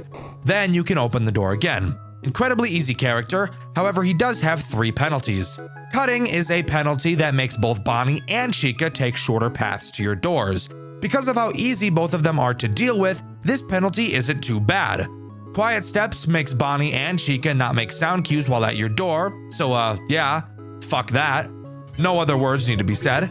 And finally, Flip Side is a penalty that will make Bonnie and Chica swap doors immediately after leaving the first door. Easily the second worst penalty these two have. Speaking of Bonnie and Chica, Chica is literally identical to Bonnie, except she attacks the right door instead of the left. And because of this, and how quick I am to pick these two, I'm putting both of them in S tier. Foxy isn't the worst character I've seen, but I did avoid choosing him for a very long time. Foxy will try to leave his stage in the ticket booth. Have your camera on him to stall him. If you don't, he'll charge at your door and bang on it, and make you lose a poop sock full of power. Foxy has 3 penalties and 1 item, which is pretty cool. Insta Foxy is a penalty that will cause Foxy to instantly start in his last phase at the start of a night. This penalty actually isn't that bad at all, just let him charge right away and it's like the penalty isn't even there anymore. Hen House is a penalty that forces the camera to be up to stall Foxy, which actually is the most cancerous thing I've ever heard of. Haywire is the final penalty, which will make him attack your other door directly after attacking the first door. The only bad part about this is that him banging on your door drains power. And the item that Foxy has is called Good Guy, which makes Foxy not a threat. Looking at him will make him progress, and when he comes to your office, he'll give you a nice little gift like a good boy. Because of how much of a non-issue he is if you balance him properly with the other characters, I'm putting him in B tier. Mangle is a vent animatronic, and she's honestly not that big of a problem. She'll move through the cameras into one of your vents. All you have to do is put your mask on when she's in a vent. She will enter the office for a short period and then leave. I personally hate having to use the mask in this game, so I try my best to avoid characters that force that, but Mangle is probably the easiest of them. Mangle does have 3 penalties. Anger Management is a penalty that makes looking at Mangle speed her up. Aggressive Mangle is a penalty that makes Mangle force you to put the mask on for longer. And finally, Slithering In is a penalty that causes looking at Mangle in the vents to make her immediately appear in your office. Overall, I hate the mask mechanic. However, Mangle isn't the worst mask character in the game, so I'm giving her a C tier. Caroline, or the Marionette, behaves exactly how you'd expect her to. She's a music box. Hooray! Who could have expected that? If the music box winds down, for the rest of the night she will randomly teleport to a camera with a sound cue at random intervals. You will have to find her and stare at her if you don't want her to kill you. She does, however, have a whopping 6 fucking penalties, so that's just amazing. Let's go over all of them quickly. Winding down makes you have to wind the music box for longer. Moving box makes the music box move to a random camera every time you pull the camera down. AIDS. Muted music makes her not make a sound cue when she teleports to a camera. Show stealer gives you less time to find her while she's away from the music box. Last stand is really ass, by the way. When it turns 6 a.m., Caroline will teleport to a random camera, and the night will only end once you find her. Dude, there's nothing I can do about that. I can't do anything about that. That's just fucking cooked, bro. I can't do nothing about that. And finally, the worst penalty yet, Caroline Carousel, which will make her be away from the music box the entire night. Genuinely, never pick this penalty. Caroline is definitely annoying, but in all honesty, the music box is pretty forgiving until much later nights. So, because of this, I'm only putting her in D tier. Lizzie is the first non-FNAF canon character we'll be talking about. Fun fact, there are a lot of non-canon characters, but I think that's what adds to this game's charm. Lizzie herself isn't actually the threat. She spawns down bitty buds in your office while your camera is up. Simply hold your flashlight on them and they'll disappear. If there are too many, they'll call Lizzie and she will then kill you. Lizzie has 2 different penalties as well. Speedy Bud will make the bitty buds call Lizzie to your office faster, and Help Wanted will turn the brightly colored bitty buds into dark colored plush Lizzies, which are much harder to see in the very purple office. Lizzie is one of my favorite characters to see in my runs. I love flashlight characters, and I really love office characters. So because of this, I'm giving her S tier. BB is a bitch, but I'm sure you didn't need me to tell you that. And of course, they gave him the worst mechanic of all time. At random times, he will teleport to a random camera with a sound cue. Hello? You will have to find which camera he's on and hold the flashlight on him. Bye-bye. If that wasn't bad enough, his penalties make him even worse. Mute BB makes him not make a sound cue, which is actually just fucking torment. Don't pick this. I'm Moving will make him teleport to a second camera after you find him the first time. Little asshole. And Aggressive BB will force you to hold the light on him for longer. Literally, fuck that. I'm sure from the tone in my voice, you can tell I really don't like BB, so because of that, I'm obviously giving him an F tier. Sparky the dog is a camera character that makes me piss blood. He's in the storage room and has 4 phases he will move through before appearing in your office and forcing you to put the mask on for a decently long time. To prevent this, all you have to do is stare at him on the cameras, something I've already made clear I'm not a super huge fan of. He also has 3 penalties if your urine wasn't already red enough. Mad Sparky will force you to look at him on the cameras for longer to push him back. Sparky Speedy will make Sparky move faster, obviously. And Aggressive Sparky will make you put the mask on longer if he enters the office. I don't like camera characters. I hate the idea of staring at a character to stop them. D tier. Percy Poodle, yes, from Playtime with Percy, is easily one of the best characters in the game.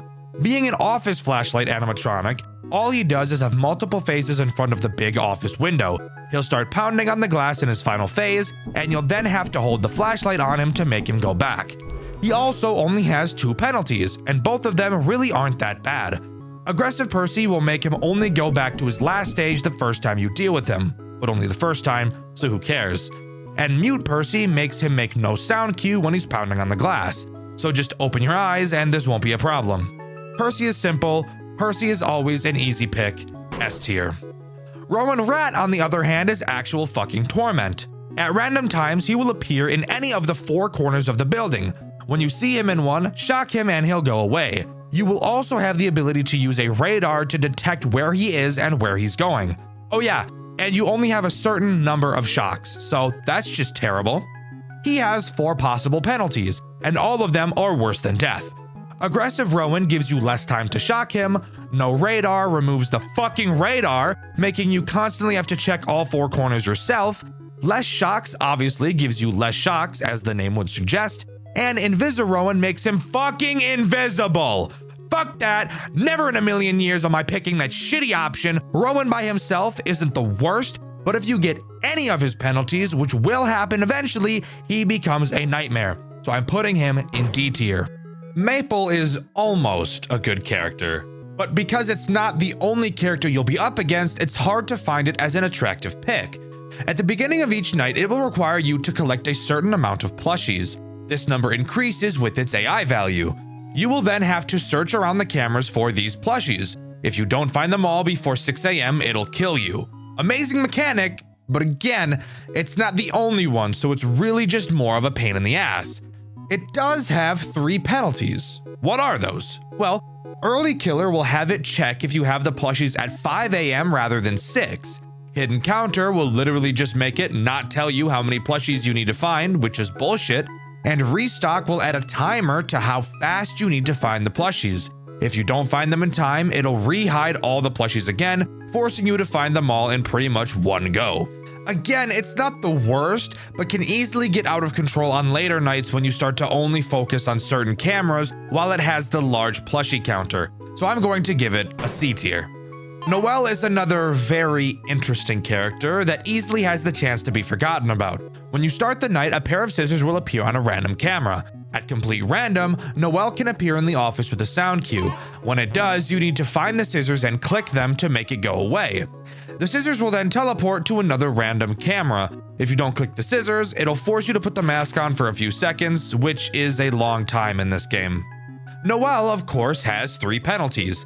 Pull down will make it forcefully pull down the camera when it enters your office, which could honestly be seen as a good thing.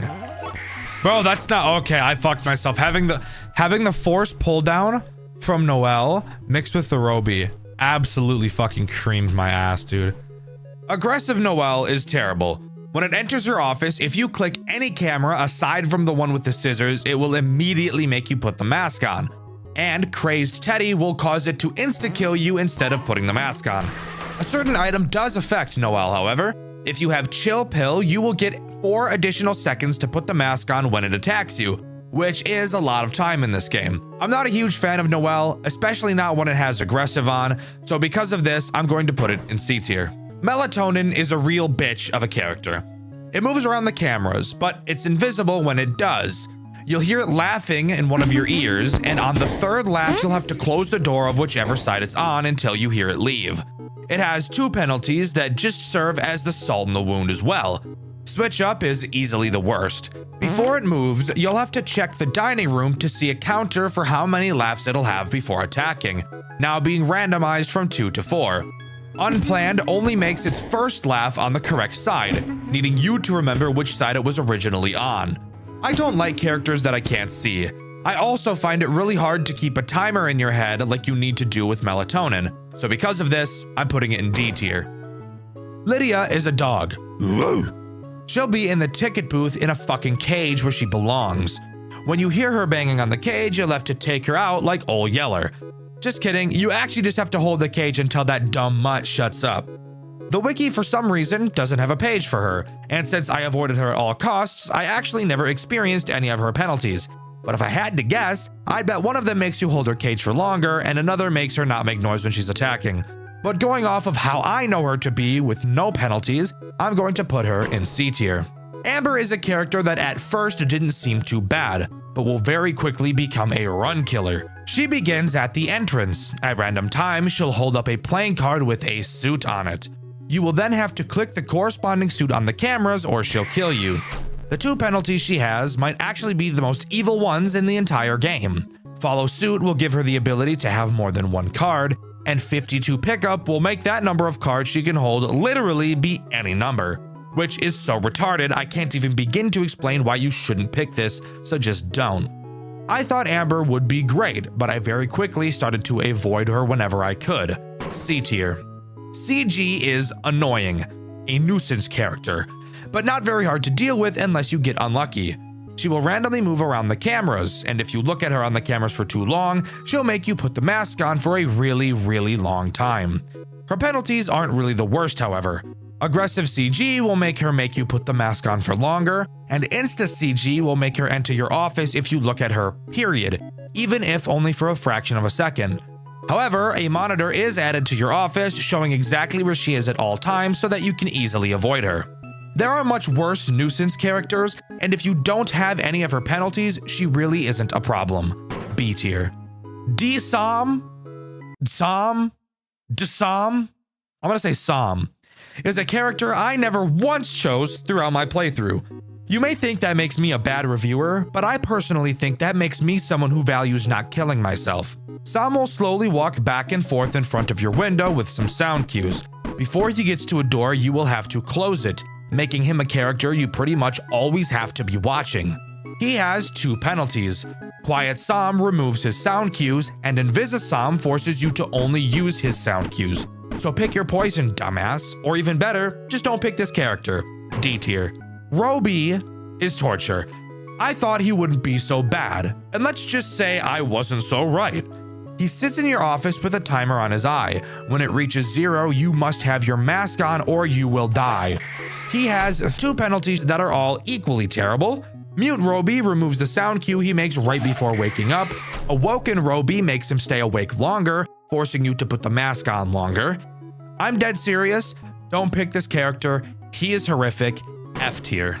Alexis is simple, but very easy to forget about, especially on later nights. She will randomly wander around the cameras. If you pull the camera down while on the camera she's at, she'll make you put the mask on for a really long time. So you'll have to switch cameras before pulling them down. She also has 3 penalties. Aggressive Alexis makes her act like CG, where looking at her for too long will also make her attack you. Sneaky Ghost will only make her appear on a camera after you look at it for a second, and Crazed Ghost will insta-kill you instead of making you put the mask on.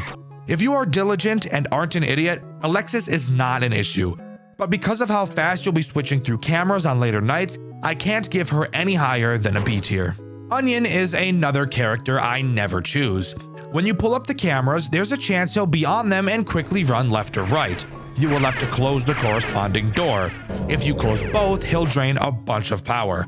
Again, for some reason he doesn't have a wiki page, so I don't know what his penalties are, but just knowing what he does, I'm going to put him in C tier.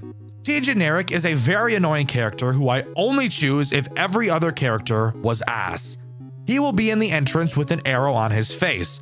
Once he leaves the entrance, he will go to whichever vent he was pointing to, and you'll have to stare at him in that vent until he goes away.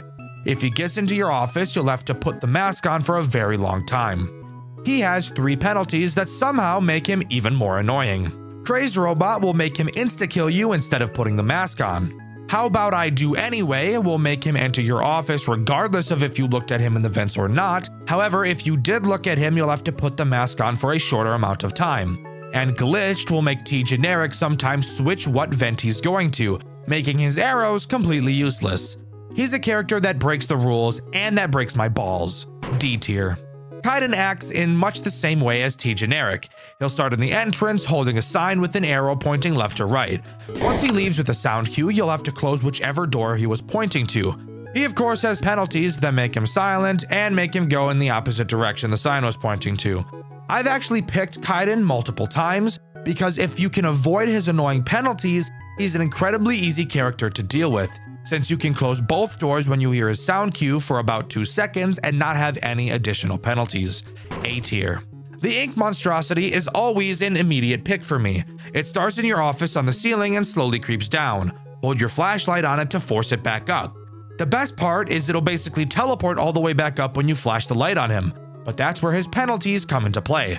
Stubborn will make you have to hold your light on him, removing the loveliness of this character, but overall still isn't too bad. Head Start will make the ink monstrosity start halfway down in your office and won't be able to go all the way back up to the top. Easily the worst penalty this character has. I love this character, always an immediate choice for me. S tier. Robo Popcakes is a character I initially avoided, but eventually grew to really like picking. At random, he'll spawn on your cameras. Not a specific one, he'll just be an overlay. You will have to match up 2 patterns using the arrows on the overlay, and once you do, he'll disappear. If you don't do it in time, you'll die. This character is always one I liked choosing because of how likely I am to pick characters like Bonnie and Chica, because while I stare at them on the cameras, I can deal with RoboCake, killing 2 birds with 1 stone. He has 2 penalties. X = X minus 2 gives you 2 less seconds to align his face, and pop time will only cause time to progress when you complete a Robo Popcakes attack. Overall, even with max penalties, Robo Popcakes isn't a terrible character. A tier. Entity 12 is pure masochism. They'll start in the storage or maintenance and move down your hall. Watch them on the cameras to make it go back. If they get to your office, they'll make you put the mask on for a long ass time. And get this, the 2 penalties they add doesn't make it any better. Aggressive Entity 12 will make you put the mask on for the rest of the fucking night if it gets into your office. And Run Killer will literally start with it inside of your office and it will never leave. Literally fuck that, fuck this character, F tier. Mura is a character I'd highly recommend not picking if you have other characters that don't want you spamming through cameras, because you will have to be doing that a lot with Mira. Mira will be in the kitchen the entire night and will require you to feed her candy. If you don't feed her enough, you'll die. Candy will randomly spawn throughout the cameras, so you'll have to surf through them to click on them. The penalties she adds are brutal. Savory Tooth makes candy spawn less. Small Plate puts a small cap on the amount of candies you can hold at a time. And Sweet and Sour adds sour candies that will remove a candy from your candy counter if you click on them. So if you've been working your muscle memory this whole time and get this penalty, have fun clicking on every single sour one all the time. I'm not a fan of the camera surfing this character brings, and I'd much rather prefer to just ignore picking her. D tier. The Ringmaster is an interesting character. He'll randomly spawn on your cameras. When you see him, you'll have to flip the camera down and greet him in your office. If you switch cameras, he'll make you put the mask on for a long time. Crazed Magician is a penalty that will make clicking off of his camera just instantly kill you. And Masked Magician will make flipping down the camera always make you put the mask on, but for less time than usual. I don't love picking Ringmaster, but I will usually end up choosing him later in a run. B tier. The entity is someone who gives me AIDS.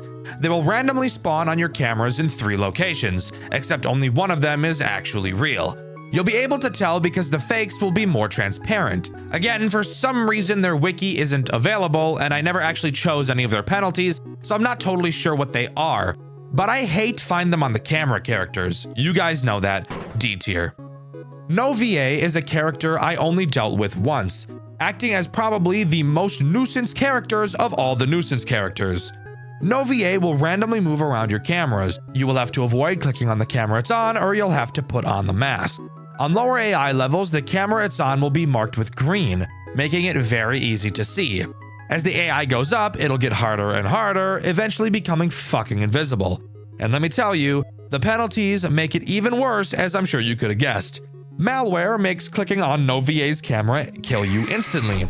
Spamware makes no VA on multiple cameras at a time, and adware creates an adware window on your cameras. If you don't close it fast enough, it will force you to look at no VA's camera. I actually think this character is really cool, and I think that its penalties are actually super interesting. Aside from malware, that one is AIDS. I still don't love picking this character though, because I hate mask characters. So because of this, I'm giving no VA C tier. Moldy is a character that is a really good pick for early game, but late game will easily become a character you will forget about. Whenever you pull down your camera, there's a chance he'll be in your office. If he is, you'll have to hold your light on him for a while, or you'll have to put the mask on. He has 2 penalties. Aggressive Moldy will make you have to shine your light on him for longer, and Crazed Mold will make pulling up the camera while he's in your room instantly kill you. Again, early game, he's amazing, but you will very quickly forget about him once more characters start to get added. So because of this, I'm giving him B tier. Rita Rabbit is thick, but that's not important.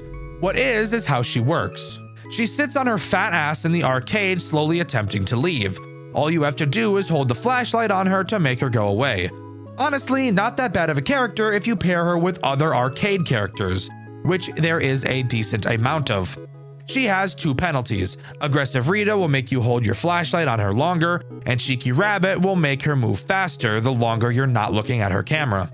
If you know how to stack her with other characters properly, Rita shouldn't be a problem even if you have her penalties. A tier. Coral is another character that I love seeing as an option to pick. Coral will randomly appear at either of your doors with no sound cue, so you'll have to make sure you're paying attention. Simply close the door he's at and he'll knock, letting you know he's left. He has 2 different penalties. Blinding will make you additionally hold the flashlight on him for a while, and making sure will force you to have your camera down while the door is closed in order for him to leave. I love this character, he's super easy to deal with, S tier. Shrimp is another character that just makes me giddy with joy whenever I see her.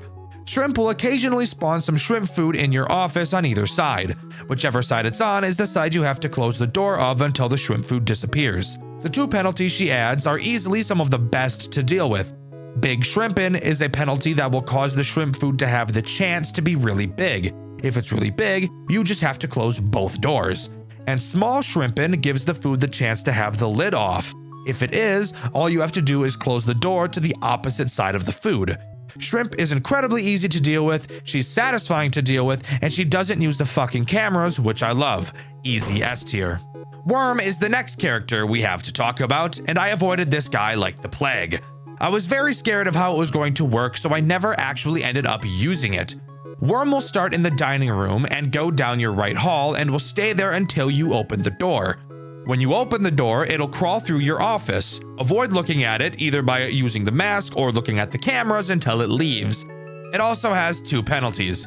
Snail makes it move across the office slower, and Digger will make Worm add another bar of power usage while it's at your door. Worm just seems like a character that would completely disrupt the flow of the night, and because of that, I'm putting it in D tier.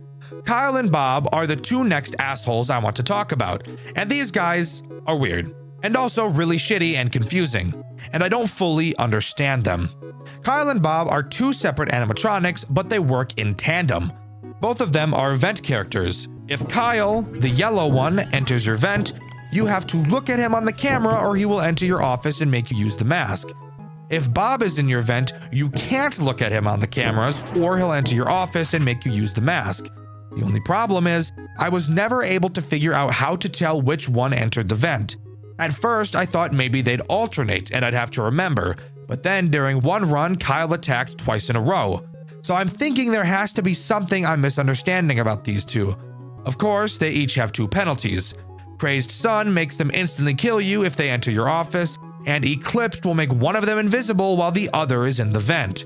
I tried to like these guys, but because I'm retarded and can't fully figure them out, they were never for me. D tier. Magi is a pretty interesting character. He will consistently walk back and forth in front of your window. At random, he will make a sound cue letting you know he's about to attack. Come on, go, go. When he does, you have to close the door to the side he's on, leading to you needing to keep track and remember which side he's on at all times. This isn't too bad for someone like me who tries to be able to stay in the office as much as possible. Magi has 3 penalties. Reach around will change the way his sound cues work. If he says Surprise, or you won't see this one coming. you will then need to close the door to the opposite side he's on. This can be confusing for obvious reasons. Do It Myself is a penalty that will make Magi attack the opposite door whenever you deal with his puppet the first time. And Invisimagi makes him fucking invisible, as I'm sure you could have guessed. Magi is not my favorite, but I have no problem picking him later in the run when things are getting tight. B tier. Mallory, on the other hand, is torture. She stays in the ticket booth. At random, she will hold up any amount of fingers on one hand. You will then have to flash her with the flashlight that many times. If you flash her too many times or not enough, she will dash at your door 15 times. This is AIDS. And I can't even lie, 15 times? Why so many? Seems a bit overkill, don't you think? But let's talk about her penalties, which she has 3 of. Ambidextrous will make her be able to show you up to 8 fingers. DoorDash will make her charge 20 fucking times instead of 15, and DoorDash EX makes her charge your doors for the entire night. Easily one of the most bullshit characters when you have her penalties on, but if you can avoid choosing them, she's only really ass because her hand is conveniently behind the fucking camera map. D tier. Roy is one of the only camera animatronics I can actually stomach. He starts in the dining room and slowly makes his way to your office. You can lure him to a previous camera by holding your flashlight on them. Since he's a moth, he's attracted to the light. He only has 1 penalty, Aggressive Roy, which will just make you have to hold the light for longer to get him to move. Overall, very solid character, and not too annoying to handle until his AI value gets really high. A tier. Silly is kinda silly. Fuck, editor, cut that out. Silly is my favorite vent animatronic. He moves around the cameras, who gives a fuck? Eventually, he'll enter one of your vents. When he does, all you have to do is hold the flashlight on him before he enters your office and eats your butt. He also only has 1 penalty, Aggressive Silly, which makes you hold the flashlight on him for longer. Very simple character, he makes sound cues, I like sound cues, S tier. Next up, we've got Bop. She's an interesting, ADHD-riddled little fuck. When you pull down the camera, there's a chance she'll be standing in your window. She will then dash towards either of your doors. Simply close that door before she gets to it. She has 3 penalties. Layered Square will make Bop charge your doors multiple times. Bop Spawn will cause Bop to be able to spawn at your window even if the camera is down, and Force Down will make Bop force your camera down if it is up. A character that requires quick reaction time, and when more characters get added can be easily missed. E tier. Venus is a fucking plant. Oh, you want to know what they do? Sure, that's fair enough. Venus will sit in the kitchen the entire night like your mom in the middle of the night looking for more food, even though she ate 65% of dinner that night. Throughout the night, bunnies will spawn in your room and you'll have to click on them to collect them. You then feed these bunnies to Venus in the kitchen camera. Very fucked up, Venus. These bunnies are cute. Venus has a hefty 4 different penalties, actually being one of the highest in the game. Wabbit hunting will make the bunnies in your office jump around, making them harder to click. Except they're still not hard to click, so it's not that bad. Depopulation will make the bunnies spawn less frequently. Wanderer will make Venus randomly move around your cameras instead of camping the kitchen, and Mako will add Venus's friend Mako into your office. If you click on him, you'll die. Venus is very fun to play with. Their mechanic is satisfying, clicking on the bunnies is fun, and even most of their penalties aren't too bad. S tier. Cyrex is the next character we need to talk about, and I absolutely hate her. She starts in the ticket booth and slowly makes her way to your office. Before she gets to your office, you'll have to go to the ticket booth camera and call her to your office manually and then put the mask on. If she gets to your office by herself, I'm assuming you can guess what happens. And if you couldn't have already guessed, her penalties aren't much better. Rising aggression makes her make you put the mask on longer the longer you take to call her to your office. And call tracker will randomize the camera the call button is on every time you use it. This character is Torment. This character is Anguish, F tier.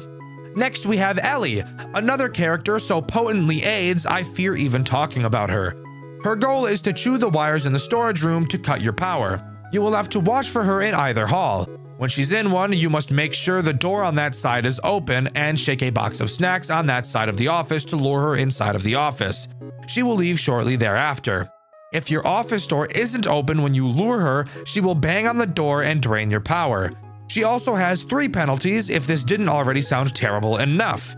Shaker will force you to shake the bag of treats longer.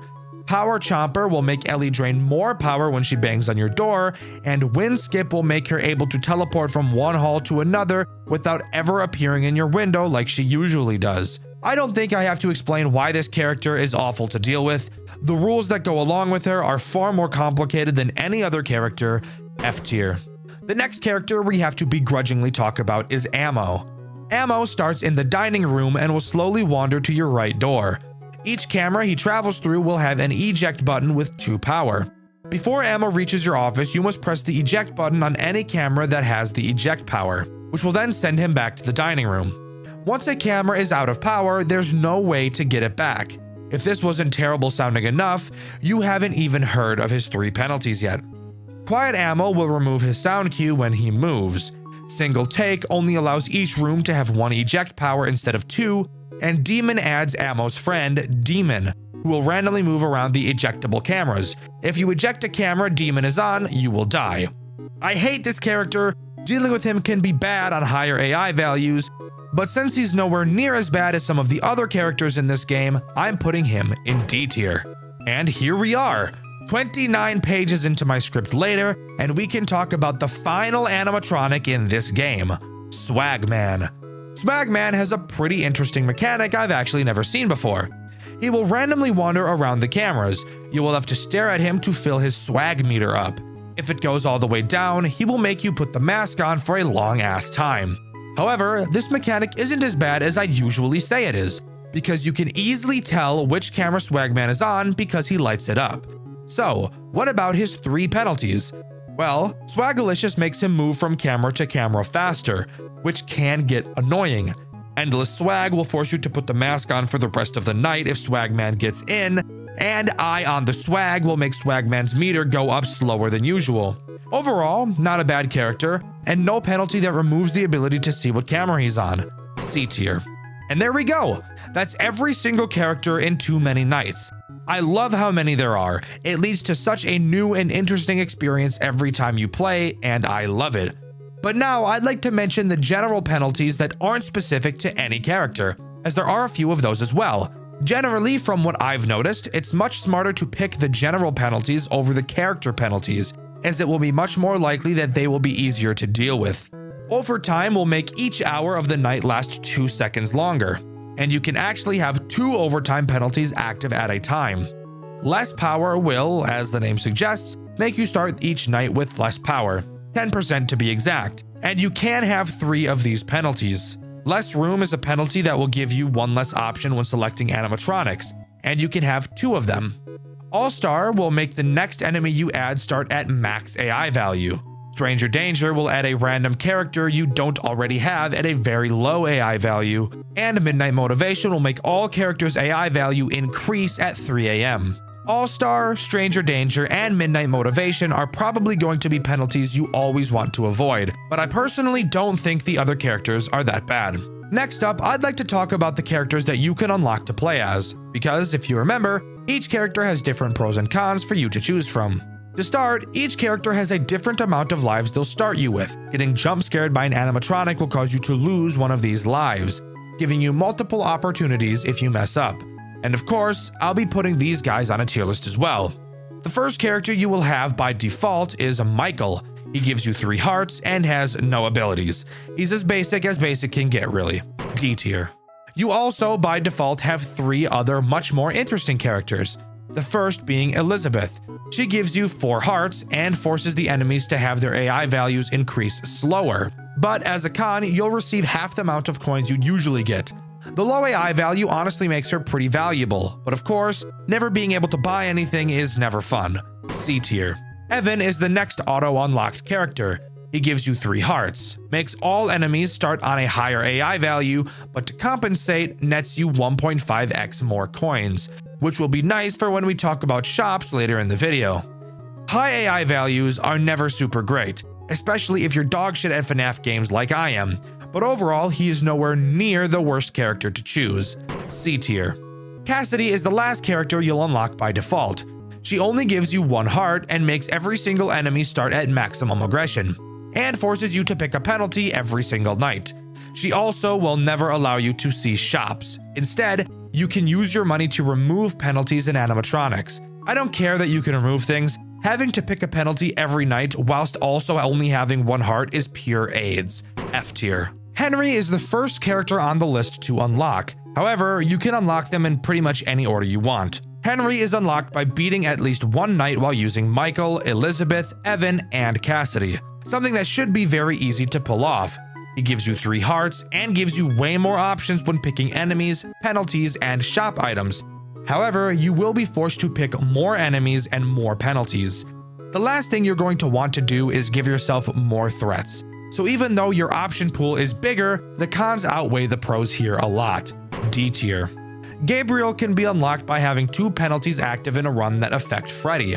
He gives you 3 hearts, gives you a guaranteed shop every single night. But as a downside, each character comes with a few of their penalties already added. I'm sure you know what I'm going to say, and a lot of character-specific penalties are horrific. Sure, you may never have to pick a penalty after beating a night, but I really don't care about that as much as getting butt-fucked by character penalties. F tier. Jeremy can be unlocked by getting a power outage on night 3 and beyond and still surviving the night. Generally one of the harder characters to unlock. He gives you 5 hearts. You start the run with 500% power instead of 100%. The nights are shorter than usual, but as a downside, your power carries over from night to night. But don't let that fool you. 500% power is a lot of fucking power, and if you're good at enemy building, you can easily make that last a long time. And 5 hearts is a fuck ton. Easy A tier character. Susie will be unlocked if you die to Chica twice in a single night and then beat that night. She gives 3 hearts. Each enemy starts at max AI value, but you gain 1 life after you beat a night. Now, at first glance, this may sound really bad, but I actually had my second best run ever using Susie, and it's 100% because of that life gain. With characters always on max difficulty, there's no way for them to get harder. so you'll get used to them at their hardest difficulty pretty quickly. Sure, she's not the best, but she definitely isn't as bad as she sounds. B tier. Fritz is unlocked by having 100 or more coins at one time in a single run. He gives you 2 hearts, and your lives are attached to the number of coins you have. To be specific, for every 50 coins you have, that equals 1 heart. Overall, this character is more confusing than it will ever be useful, actively discouraging you from ever buying anything. You're better off just using Michael, as there's no real downside. D tier. Fitzgerald is unlocked by beating Night 5 in a run whilst only picking the leftmost enemies and penalties. I actually struggled a bit unlocking this character, so what does he do? Well, you start with 3 hearts, and each enemy and penalty are randomized each night, meaning the 3 enemies you pick on night 1 will be different on night 2, and you can also pay to reroll, as well as getting a shop every single night. This character really just serves as what I'm going to call a challenge character. You would never actually want to bring this character into a legitimate run, and because of that, I'm giving him an F tier. Sally is easily the most unique character out of all of the normal ones, and I'll explain what normal means in a bit. You unlock her by beating a night with both Percy Poodle and Rowan Rat on max AI values. Sally introduces a brand new mechanic, that being the pup pal from Playtime with Percy. It works in the exact same way as in that game, and the best part, your progress on the night is tied to it. No more waiting out the night. You will have to complete the games on the pup pal for the night to end. Again, this goes to serve as more of a challenge character than anything else, as playing Sally will by default make the game much harder, and because of this, I'm giving her F tier. Again, not because she's not a fun character, but because if you're trying to get far in a run, she's not the character for you. And finally, we have the man himself, Scott Cawthon, who is unlocked by completing Night 3 with every other character in the game. And of course, since he's the final character, he has the most interesting mechanic. He himself doesn't have any abilities, instead letting you pick the pros and cons from every other character in the game, allowing you to mix and match your favorite pieces from other characters. You don't need me to tell you that Scott is a broken character. I'm pretty sure you can figure that out. Easy S tier. And boom, that's every single playable character in Too Many Nights. So now we can start talking about the items that can be bought in the shop. I won't be going over each and every one, since there are literally a fuck ton to talk about, and this video is already long enough. But I do want to talk about some of the best ones to look out for. Early Out is an item that will make each night 2 seconds shorter. More Power will start each night with 10% more power. More Room will give you more options when picking animatronics. The Empress will give you 1 life and give you more options when picking animatronics. The Emperor will decrease every animatronic's AI value by 2. The Chariot will have you start each night with 15% more power. The Hanged Man will remove 2 random penalties you have activated. Death removes a random enemy. The Moon makes each hour 3 seconds shorter. Fritz Children's Bible will make items you can't afford never show up in shops, and Sparked will make sparks appear randomly on cameras, and touching them will increase your power.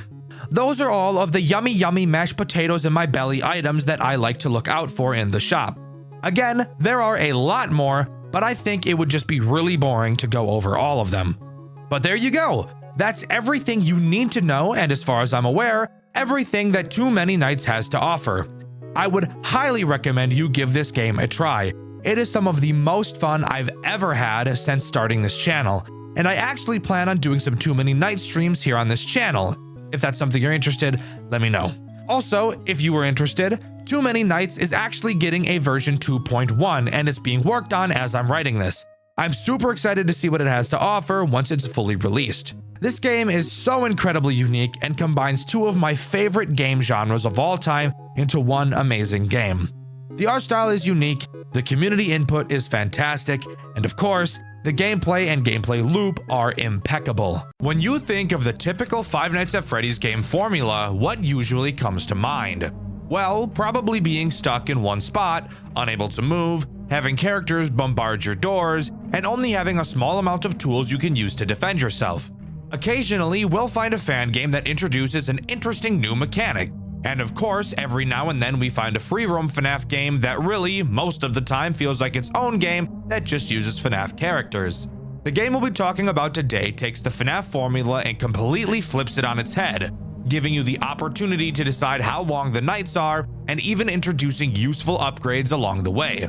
The game we'll be talking about today is Teelerland, a game I've been asked to talk about quite a few times, and a game I actually intended on covering sooner, but due to a bunch of other interesting fan games I've wanted to talk about, I've just been pushing this video off.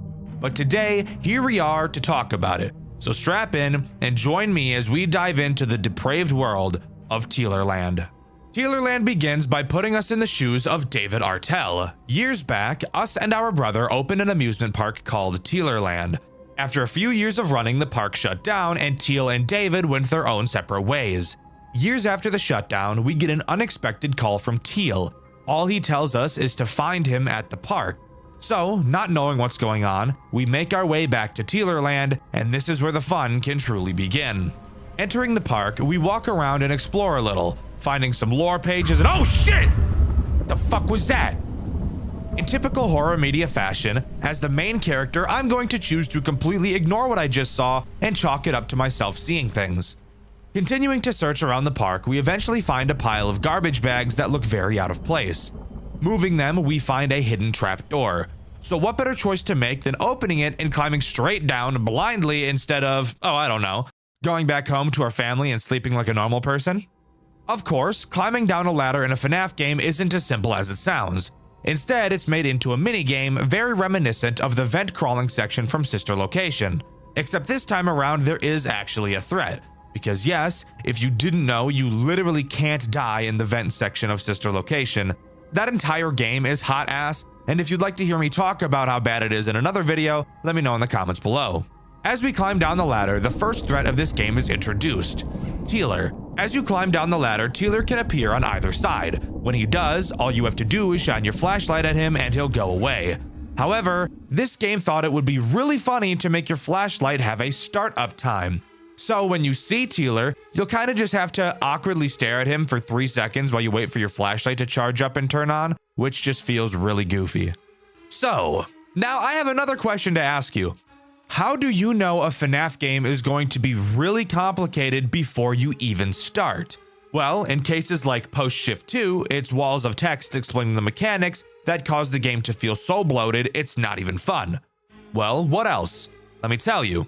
There is quite literally nothing scarier than opening a FNAF game and seeing that there's a tutorial night. That's how you know the game you're about to play is going to have the most obtuse and random mechanics you've ever seen in your entire life, and Teelerland is no different. So, now's the time I get to explain to you the several tools at our disposal in a way that is hopefully not mind-numbingly boring. But hold up guys, I want to take a little break here to tell you that this video is sponsored by me. For those of you who didn't know, I have channel memberships. I would never ask anyone to do this as I don't even have any interesting perks attached, but if you really enjoy what I do and would like to support me a little bit extra, that's a great way to do it. Also, if you'd like to actually get something for your money in return, I have a merch store with some designs I commissioned from a fan. The same fan who actually drew these new character PNGs.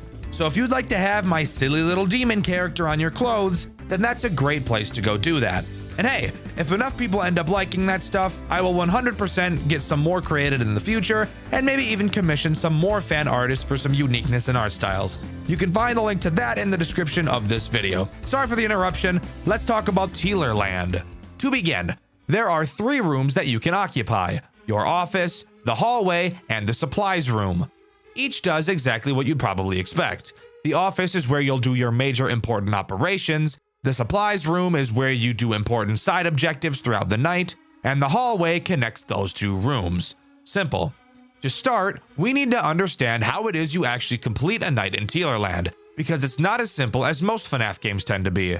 Teelerland uses a task-based completion system rather than a time-based one, except, once again, Teelerland chooses to do something different than most task-based completion systems.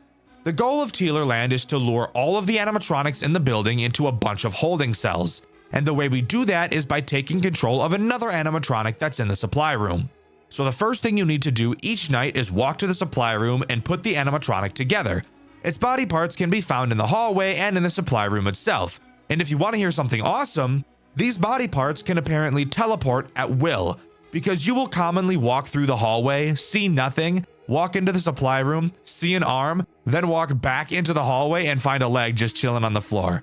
Where did it come from? You tell me.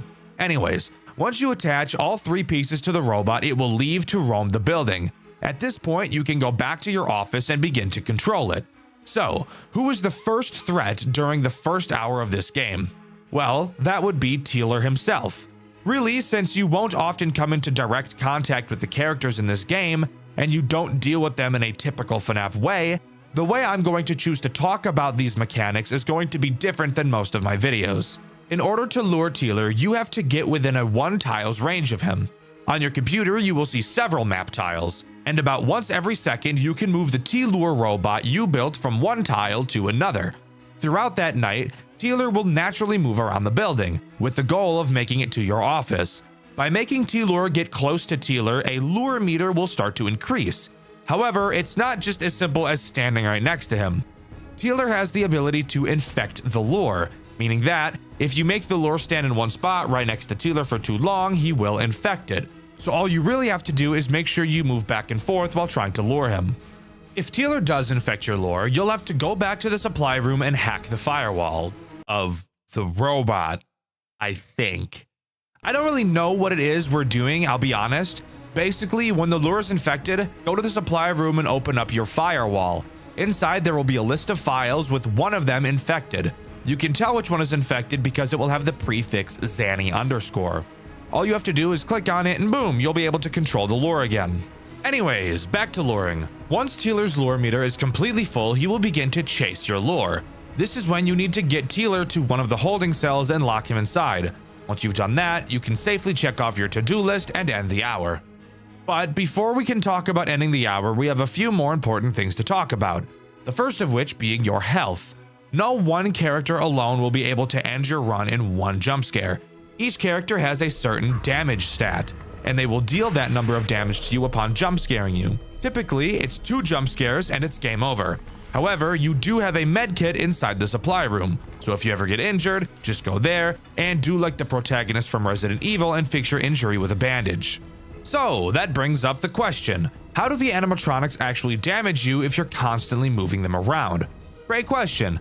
As I've already said, Dxtr's main goal is to get to your office, so you'll commonly find him moving to the bottom of the map, as that is where the hallway to your office is located. If he gets to your hallway, your lure won't be able to reach him, and you'll have to defend yourself to make him enter the main room once again. You do not want to encounter Dxtr in your hallway. So, if you suspect he's there, before you walk into the hallway, you can look through the keyhole of the door to your office. If he's in your hallway, you will see his eyes staring back at you. If this is the case, then you will need to quickly stop looking through the keyhole and wait until you hear Dxtr leave. If you walk into the hallway or stare at him through the keyhole for too long, then he'll grip your hips and make you bounce on a crazy style. One last thing to note about Dxtr is that he is the slowest character to lure, making him by far the most annoying character we'll deal with throughout the game. With enough effort, you can take control of anything. An ability far more powerful than any other.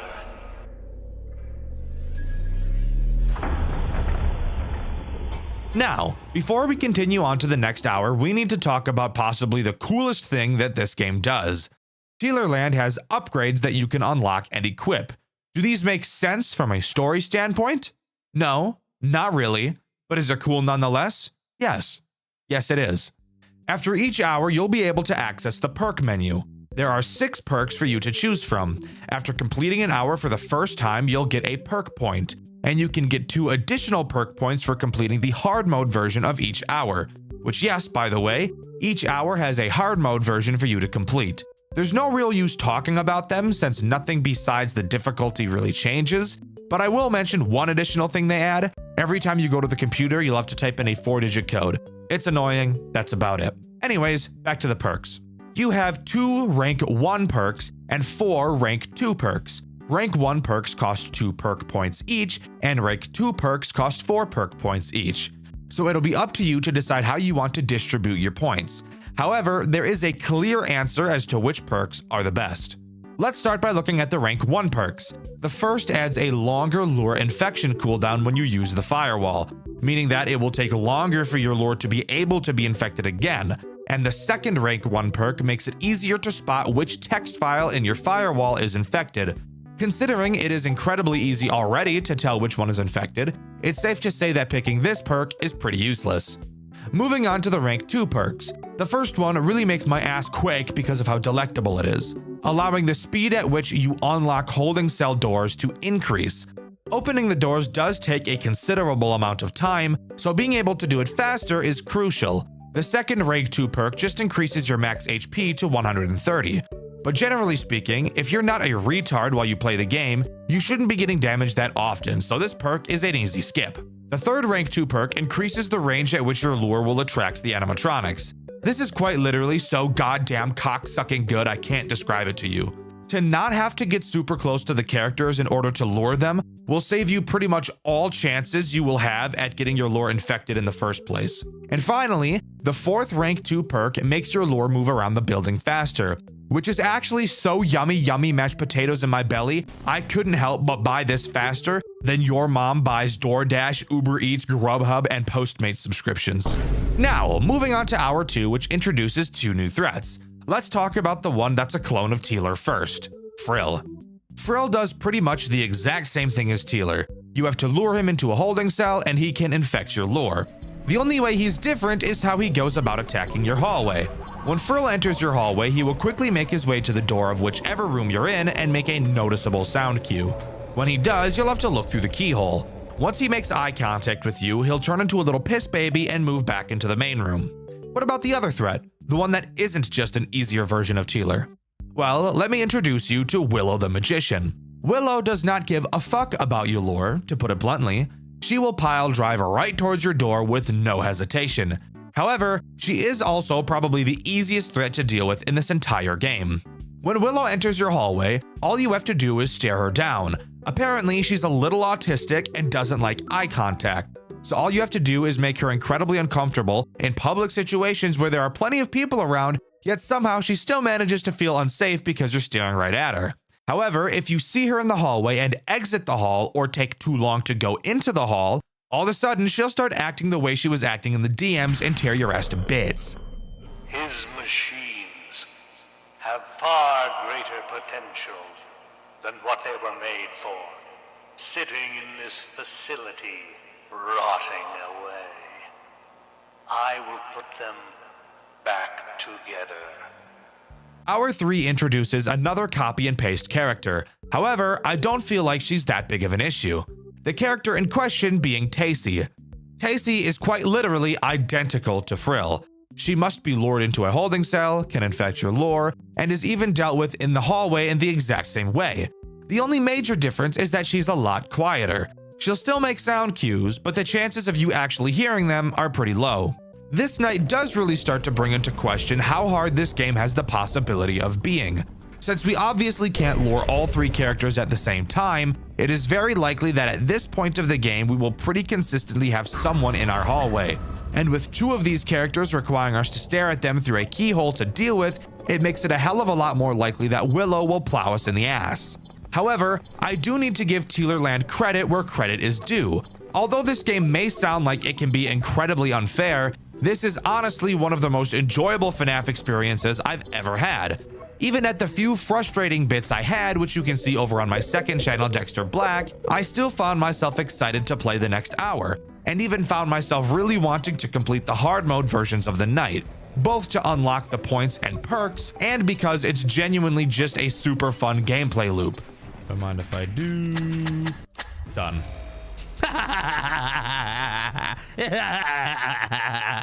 I'm just too fucking good. I'm just too fucking good. Wahoo. It's the exact same excitement I got when playing Juniors for the first time, and Juniors ended up being one of the longest running series on the Dxtr Black channel. They were meant to be taken apart, modified, tampered with. He should have known. One day it would all be compromised. Hour 4 introduces a brand new threat to the mix with a new mechanic we haven't seen yet, so strap in. The threat introduced on this night is Mischievous. He does not have to be lured, and like Willow, does not give a shit about it anyways. He will lurk around your halls and wait to attack. When he enters your hall, his music box will begin to play. When you hear his music box, you cannot leave the room you're currently in or he will force himself on you. And this guy is really ugly and you don't want that. After his music box finishes playing, he will leave a little doll in the room opposite of the one you're already in. You will then have to quickly move into that other room, find the doll and click on it before the doll decides to do a little dance on it. Friction shit. This of course brings up the obvious issue. We have a character that forces us to switch rooms very quickly, and with several characters attacking our hall that require us to wait and be patient for us to leave, this could very obviously pose a pretty big threat if we were to get some poor attack timings. Once again, really showing how difficult, annoying, and RNG based this game can be. One more step until the plan is complete. The clock is ticking. Night 5 introduces nothing new. However, there is a very crucial mechanic I forgot to mention so far. Something that will make your dick hurt because it certainly made mine hurt. Earlier in this game, a new mechanic was introduced, your generator, which adds a power system to the program you use to control your lure robot. On the map, you will be able to see where the generator is, and you'll also be able to see how much percentage it is at. You obviously don't want that meter to drop down to 0, so how do you fill it? Well, that's pretty simple. At the beginning of each hour, along with the generator, some fuel will spawn somewhere randomly on the map. And when the generator gets low, you'll have to use the lure to go get it and refill the generator. This isn't a hard thing to do by any means, but when you're also trying to juggle everything else that's going on, which trust me, there is a lot of, this will very quickly become something you dread doing. It is complete. I've fixed them. I have made them perfect. They are all together now. They are now one. It will lure the beast out of his cage. Well, oh boy, that doesn't sound good. But I mean, what's the worst that could happen? It's not like they're gonna take every character we've seen so far and merge them into one giant terrifying abomination and throw us into a new game mode that we haven't seen so far and have us learn from scratch, right? Oh, word. Shit is snowing. What's going on here? Oh, shit.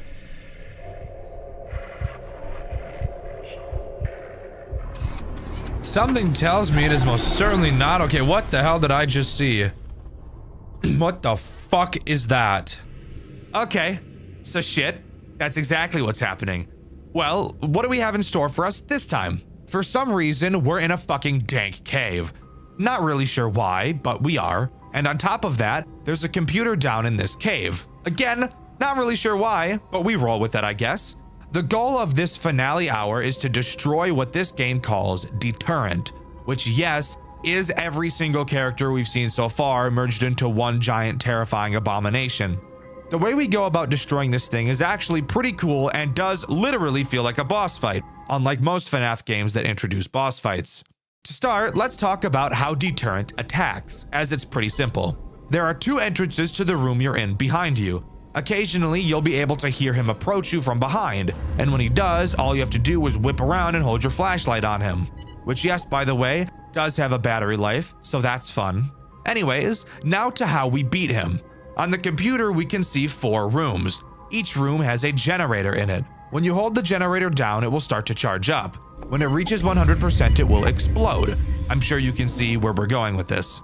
You'll be able to see the deterrent moving around on the map. However, while you're charging a generator, for some reason, you go blind, which serves to make it more difficult to track deterrent, but also just literally makes no sense from a gameplay standpoint. But regardless, once you have a generator almost full, you will need to open the door to the generator's room. This will make the deterrent enter the room, but he won't stay in the room for very long, which is why you should already have the generator borderline completely charged by the time you invite him in. Obviously, once he's in, blow that bitch sky high and deal some damage. Then do this 3 more times, and congrats, you've won. Fucking moron, he did it 4 times! Ooh, what the hell? Where am I going? Oh. Yay! Hooray! Hooray! We fucking did it. Oh shit. What's gonna happen here? Oh damn. Oh,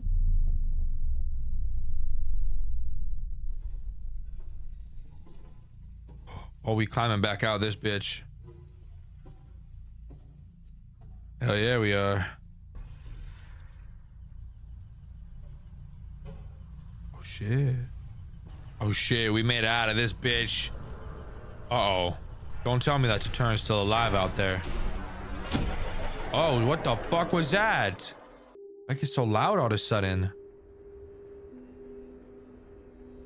Oh, that whole fucking place. Oh shit, he tried to crawl out. He tried to crawl out up after me. Get the fuck away. Who you think you is? Don't you despise me? Don't you want me gone?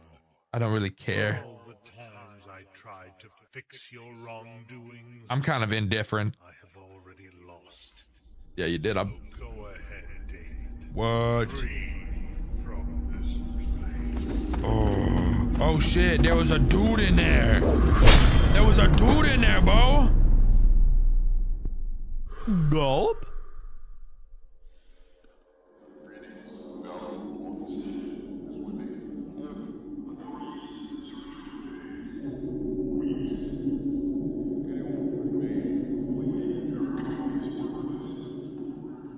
Brutally slaughtered. Wait, did you tell me I just killed a fucking dude down there? Like it wasn't even a robot? I just killed a dude? Is that what you're saying? Trying to understand here. Oh shit. That is disco, bro. Tealerland. No, that was badass. That was a badass game, bro. I can't even front with you. And just like that, we have completion. David puts an axe through the Deterrent's head, and we have game over. Except one where we look like a badass. But the story of Tealerland is far more interesting than just that. It begins with two brothers, long before the lights of Tealerland ever flickered on. Teal Artel and David Artel built their company from nothing, a small business that slowly grew into something bigger, something sharper. And at the peak of that momentum, the brothers opened an amusement park attraction. Something simple, something fun, something that, at the time, didn't feel like it carried any real weight. That attraction was called Tealerland. For a while, it was nothing more than a strange little corner of the Artel brothers' world, a pet project tucked into the side of a much larger dream. Families came and went, the park buzzed with life, and nobody thought of it as anything more than a novelty. But places like this don't stay harmless forever, not when the people running them drift apart. Not when one of them starts slipping into ideas that don't belong in an amusement park. Eventually, Teal and David's partnership cracked. The company fractured, and not long after, Tealerland shut down completely. No public explanation, no clean ending. The gates closed, the lights went out, and the attraction was left to rot under its own dust. When the world moved on, the Artel brothers went their separate ways. One of them tried to rebuild his life. The other vanished. Years passed before David Artel heard from his brother again. Out of nowhere, Teal reached out to him, a voice from a past he thought he'd buried, begging David to return to the old amusement park. The message didn't make sense. It didn't sound like the Teal he once knew, but there was fear in it, desperation, something that made David realize he couldn't ignore it. And so, against every instinct telling him to stay away, he went back. When David arrived, Tealerland was worse than abandoned. It felt staged, silent in a way that didn't feel natural. Half-crumbled structures, props left in strange positions, as if the place hadn't simply been forgotten, but deliberately prepared for someone. And as he wandered deeper into the park, trying to find his brother, he stumbled across something that confirmed it. A hidden entrance leading down into the earth, tracing beneath the park itself. David's company, the one he and Tealer built together, had been hiding an entire facility underneath the attraction. A whole underground complex, sealed off from the public long before Tealerland ever closed. A place where their past hadn't just been stored, it had been left alive. Once inside, David realized this wasn't just a forgotten workplace. The lights still worked, the systems still responded, and something else was awake down there with him. Something that didn't want him leaving. As he pushed further into the complex, the truth started to bleed through in fragments. Teal had been down here. Recently, he'd been working with the animatronics again, repairing them. rewiring them, bringing pieces of a dead attraction back to life. But whatever he had been doing, it wasn't for entertainment anymore. The machines began to move on their own, stalking the halls, watching David, responding like something had trained them toward him specifically. None of this was accidental. None of this was the result of some wandering malfunction. Teal had built an entire scenario deep underground, a controlled maze, a sequence of escalating encounters, leading David step by step through the remnants of their old work. Every hour that passed in the facility dragged him closer to the heart of the place, and closer to Teal's intentions, and along the way, David discovered something he had always kept buried. The truth about what happened years ago, about the employee who died, about the body that David hid, and about what that one terrible decision did to Teal's mind. When Teal finally emerged, no longer the person David once knew, but someone warped by grief, guilt, and obsession, David realized the entire journey through Tealerland had been orchestrated. Teal didn't bring David here to save him, he brought him here to force a reckoning between them. Surrounded by the machines that represented everything that went wrong in their lives. The final confrontation wasn't between man and animatronic, it was between brother and brother. One consumed by the past, the other trying desperately to bury it. And in the end, the fight ended the only way it could. David killed Teal. Not out of malice, not out of hatred, but out of a moment where survival became the only option left. When it was over, the facility fell silent. The machines powered down, and as David surfaced from the underground, authorities arrived. They didn't see a man who'd been hunted. They didn't see the twisted maze his brother designed. All they saw was David Artell standing over the body of his own brother. He was arrested, charged, and locked away. And just like that, Tealerland, the amusement park, the secrets beneath it, the broken partnership that created all of it, was left behind again. This time buried under police tape and unanswered questions. A dead attraction built on dead ideas, reclaimed once more by silence. And with that, as far as I'm aware, is all that Tealerland has to offer. Overall, I think this game was a ton of fun to play. It's not often that a FNAF game has me wanting to try and 100% it, but just like Junior's, Tealerland had me wanting to give it a try. The character designs are amazing, the atmosphere and story are phenomenal, and of course, the gameplay loop is one of the most enjoyable I've ever played. But let me know what you think. Do you agree with me, or do you think Tealerland is actually just forgettable garbage? I want you to think about the last time you've played a FNAF fan game that has introduced a mechanic you've never seen before. Maybe you think of Junior's deduction game mechanic. Maybe you think of Tealerland's upgrade system. Or maybe you dig really deep and think of One Night at Flumpty's 3 moving camera buttons. Whatever it may be, I'm sure you can agree that seeing a new mechanic is always interesting, and in my opinion is the most enjoyable part of playing FNAF games. I love exploring what people can come up with, even if the new mechanics are frustrating, I still love them. The game we'll be covering today introduces a mechanic like nothing I've ever seen before. A game so obscure I'd never heard of it, and I'm willing to bet you've never heard of it either. The game we'll be covering today is After Hours at Cody's, a so far one-off FNAF fan game that introduces one of the most interesting game mechanics I've ever seen, while also telling one of the most gruesome and depraved stories I've ever witnessed. You're not going to want to miss what we have in store today, so let's dive into the world of After Hours at Cody's. Before each night, we get a small cutscene to show us a little bit of what we're getting into. In the Night 1 cutscene, we see a mysterious black figure cause one of the animatronics to awaken. And I'm not gonna lie, the animatronic that wakes up is a bit of a bad bitch, I'm not gonna lie to you. But with that, we do start Night 1. Night 1 obviously introduces one threat. But before we can start talking about that threat, we need to talk about the mechanic in this game that makes it so unique. The cameras. Taking a look at them, you'll notice that there's a long bar in the center of the map with one small section of it being red and a small rectangle quickly moving back and forth across it. If you haven't figured out what these cameras are about to do yet, then let me tell you.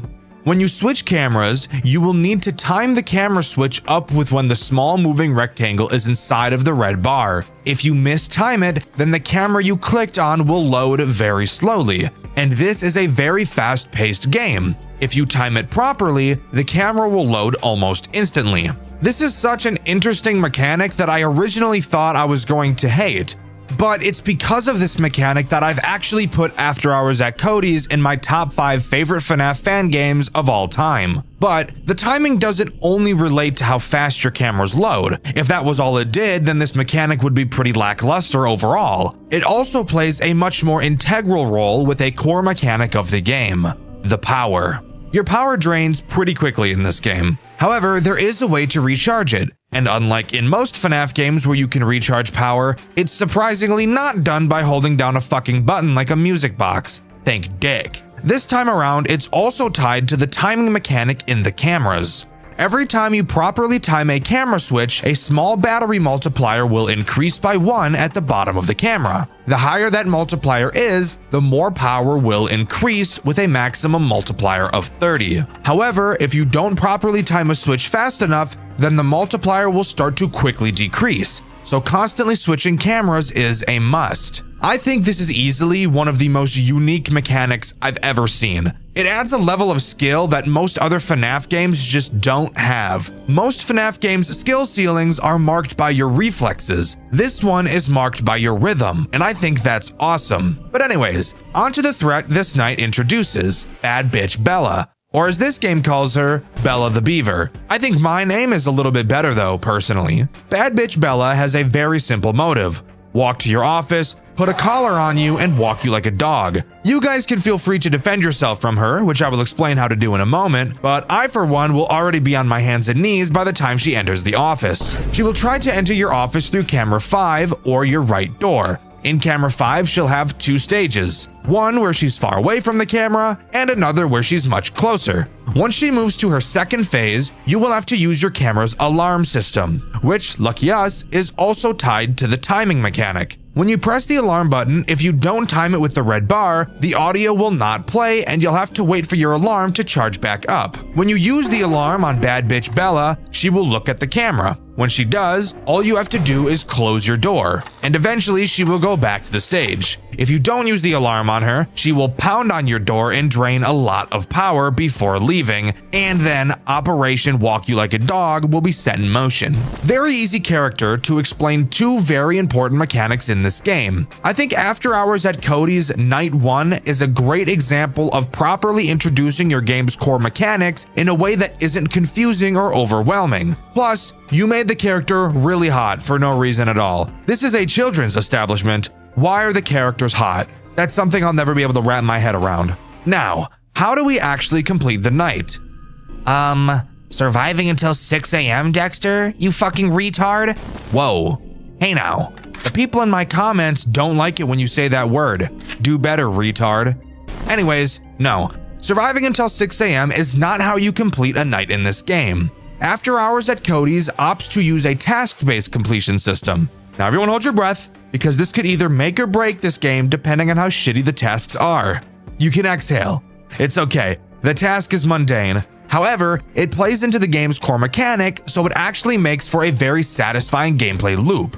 Remember that black figure that brought the bad bitch back to life? Well, that character is known in this game as the Anomaly. And judging by that name alone, I'm willing to bet you can guess what this guy is going to do and what the task system in this game is. The Anomaly has a random chance to appear on any of the cameras in your game at any time. If at any point you find him, you will have to use your alarm on the camera that he's on. When you do, your Anomaly counter will go up. After you find him 10 times, the night will be over. You do have to note that he will not always be on a camera, and if you don't find him fast enough when he appears, he will not stay on a camera forever and will eventually leave. Again, overall this mechanic is pretty boring, but because of how well it ties into the timing mechanic, it serves as one of the most enjoyable FNAF experiences I've ever had. But now on to night 2, except I lied because we actually have a cutscene to talk about first. My dear friends, the worst has come to pass. As many of you may already know, my brother, Darren, has not been found since his disappearance earlier this year. He meant the world to me, as I'm sure he did to plenty of you too. His astounding creativity and infallible craftsmanship became the source of so many wonderful memories for children all across the country. These moments we shared will remain evergreen to me for as long as I live. Before I continue, though, I'd like to show you this. A child at Cody's gave this to me once when I was visiting the restaurant. Wonderful, isn't it? This creativity we inspire. As it pains me to say, I do understand the suspicion people may have had toward me in the months following my brother's disappearance. But please, I urge you all to understand how these events have weighed heavy on me. He was my family too. The threats I've received since then caused me to think about my place in all this. I know I may not have been the most communicative or involved between the two of us, but I still did hold so much love for the work we did together. All this is to say that I will be stepping down as proprietor of Cody & Co. I've had a long and fulfilling career, and I only hope that the kindness I've shown will continue to reflect on the company as I look forward to finding someone new to handle the reins. But until then, I hope only to leave this company in a better state than it currently remains.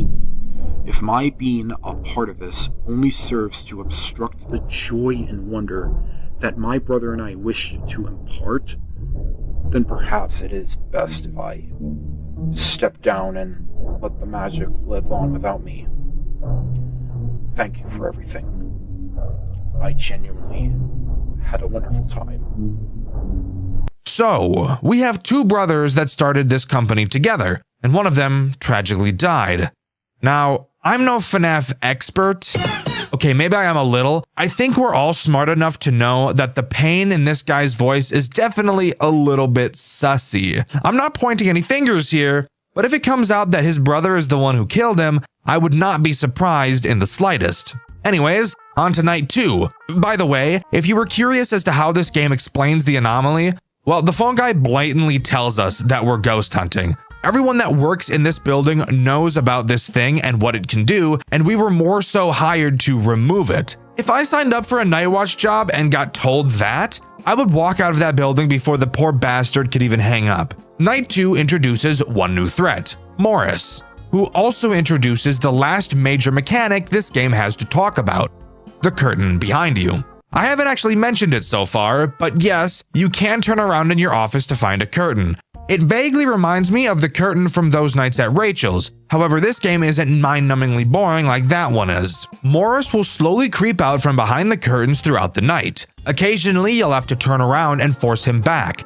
However, unlike most curtain mechanics like this, it isn't just pulling them closed or holding your light on it. After Hours at Cody's needs to get a little bit quirky. Introducing probably the most frustrating mechanic in the entire game. Next to the curtains, you'll see 4 buttons. Each button has a color. You might be thinking, Dexter, I'm looking at them and not a single one of them has a color. Well, you see, dear viewer, that's what I thought too. However, no, they do indeed have a color. You just can't see which color each button is until you press it, which I think is very stupid. Morris has 5 phases before jump scaring you. The first phase is the phase you'll mostly see him in. All you'll be able to see is his nose. This is the furthest back that he can be, so if he looks like this, you're all good. The next 4 phases each correspond to one of those buttons. So depending on how close he is to ganking you, you will have to select the correct colored button and then flash your light on him to make him go back to phase 1. What do the buttons mixed with the flashlight have to do with sending him back? I really have no idea. And in all honesty, I think this is easily the weakest part of the entire game. But that's not where my frustration with Morris ends. No, not at all. Believe it or not, turning around in your office can be a frustrating experience for literally no reason whatsoever. How, you might be asking? Well, I'd be more than happy to explain it to you. Let's say you're facing towards your doors. Bad bitch Bella is at your door, so for now, the door is closed. While this door is closed, apparently Beth, the name of our player, gets fucking glued to the goddamn ground and is unable to move an inch. Because if either one of your doors are closed, you will be unable to turn around to check on Morris. How does this make any sense at all?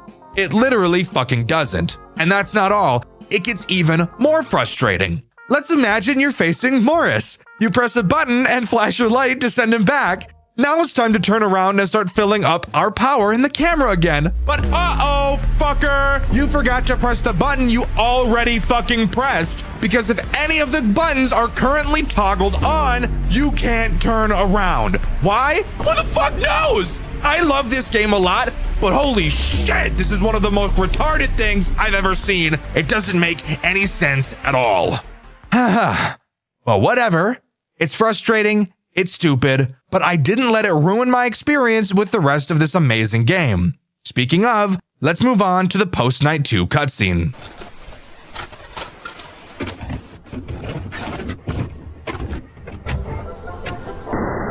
Greetings, employee, and welcome to Part 3 of the Warren Tech Mascot Training Module. In this chapter, we'll be demonstrating how to safely wear and operate our patented Flex mascot suit. To begin the process, locate the 4 winding ports present on each of the character's limbs. Use your company-issued War Wrench to turn counterclockwise and disengage the mascot's enhanced performance mode. You should notice the eyes glow red from the activation of the light relay. This means that the mascot is ready to be worn. Simply be warned. Do not, by any circumstances, wear the mascot suit while it is still in its enhanced performance mode. Its specialized routines involve the full rotation and contortion of the extremities. Should you be caught in the suit during the performance of one of these routines, do not panic. If you can, tuck your legs and arms into the main torso and lower your head as far as possible. Repeat the phrase. Abort showtime routine. Donut protocol in effect. Abort showtime routine. Donut protocol in effect. So it seems we've found After Hours at Cody's spring lock equivalent. And in all honesty, I think it's way more brutal than the spring lock suit could ever be. Imagine being locked inside of that clown suit, only for the arms and legs to start twisting, breaking your bones, ripping your tendons, and contorting your bodies in ways it was never supposed to bend. This is easily one of the most terrifying ideas I've ever seen in a FNAF game before, and I'm all for it. Night 3 introduces one new threat, Jack the Jackal.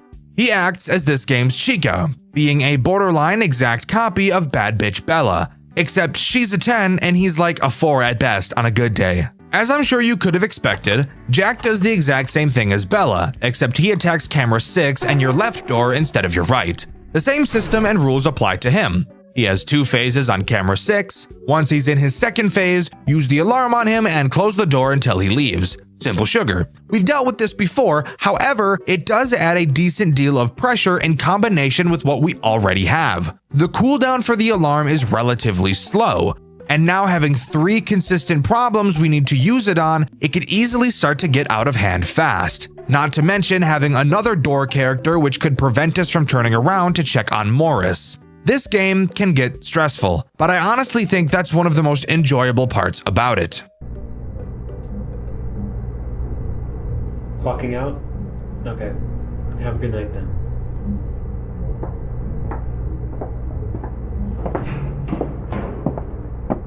Hey, Lonnie, mind if I talk to you about something? Oh, of course. I was just about to finish up here. What's on your mind? So, I've been going over the company's financial statements to help allocate the budget for next year. I noticed that some of our bank capital's been withdrawn and donated to a couple of undisclosed recipients. They've been blocked out. You wouldn't happen to know anything about this, would you? Okay, if you don't know anything about it, I'll just go ask Cynthia. You won't get anything of value out of her. I made those withdrawals. Alright, that's fine, but let me know next time. Given how much was spent, I don't have enough money left to fund my R&D for the new mascots next year. We need to focus on improving the restaurant before doing anything like this, okay? Anyways, who were the recipients anyway?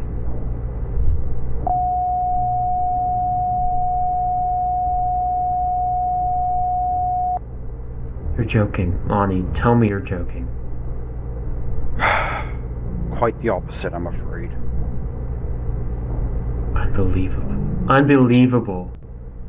And after all that shit about dedicating yourself to the betterment of the company, to promise a business that would never do anything to harm its audience again, you pulled this on me? Look, calm down. I can explain. No, you can't explain shit. You may put up a face to get them to tolerate you, but I'll be damned if you ever gave a shit about the kids.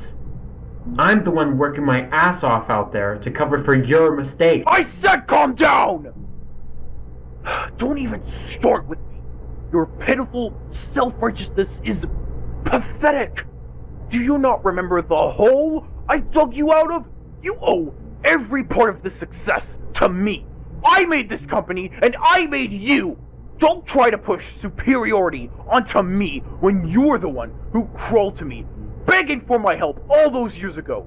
What I do with my company's funds is none of your business. Do what is asked of you before I decide you're no longer needed. Fine, you made your point. Glad we came to an agreement. Be seeing you. Whatever. So, the brother Lonnie, who we heard in the Night 1 cutscene, has been spending company money on something shady. The exact contents have been redacted, but judging from Daryl's reaction, it's not good news. We also have a pretty big argument about money here. And if we're still rolling with my theory that Lonnie had something to do with Daryl's death, money is one of the most common reasons for murder. Again, not necessarily pointing any fingers. Okay, that's a lie. Yes, I am. There's no way in fuck Lonnie isn't the reason Daryl died, but I guess only time will tell. Night 4 introduces the main attraction himself, Cody. Really shitty name, by the way. The only Cody I like is this gay guy who wears a lot of blue and has some yellow ass teeth. Anyways, onto what Cody from the game does. Cody's main goal in this game is to absolutely rail your power supply. There are 2 cameras which have breaker boxes in them. They must be female because Cody really wants to break their boxes with his big fat patty whacker double-decker robo dig. When he's in either of these cameras, he'll have 2 phases. One where he's just kind of chilling there, and the other where he's having intercourse with said breaker box. When you see him doing his thing with his big fat patty whacker double-decker robo dick, use the alarm on his camera to scare him away. If you don't, obviously your power is going to disintegrate like the cells on my testicles when I accidentally place them on the stove.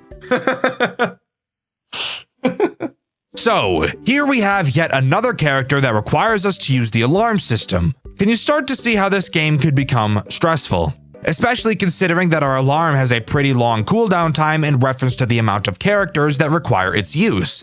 Yeah, it can become a bit much at times, but in all honesty, I never felt like this game was unfair. I never felt like there was even an inkling of RNG. This game is so fun. You guys really need to check it out, or check out my full playthrough over on my second channel, Dxtr Black.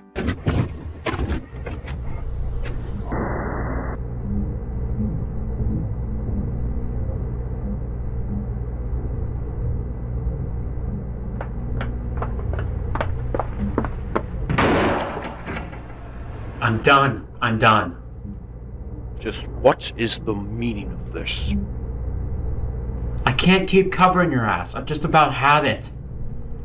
I've been trying to keep the magic alive for years at this point, but everything you've done has just thrown a wrench in every plan I've had. Every single time I was at the cusp of making something good for our audience, you've pulled the rug out from under my feet. Whatever, I know your heart was never really in it. Hell, we both know that neither of us would be here if it weren't for my mascots. Do I need to remind you of the last time we've had this conversation? No, because I've been thinking about what you said. Sure, you helped me out of a dark place, but I'm sure as goddamn hell you only ever did it to leech off my talent, knowing full well you couldn't produce a fraction of what we've accomplished here on your own. Just get to the point. You're wasting my time. I've had Cynthia pull our financial statements from the last 2 years. Don't even think about going after her when this is done, because she's made up her mind to leave long ago. I have the contacts of every news outlet in the state, ready to publish the uncensored documents at a moment's notice. What? Are you dense? Don't you realize that this is gonna spell the end of you too? I do.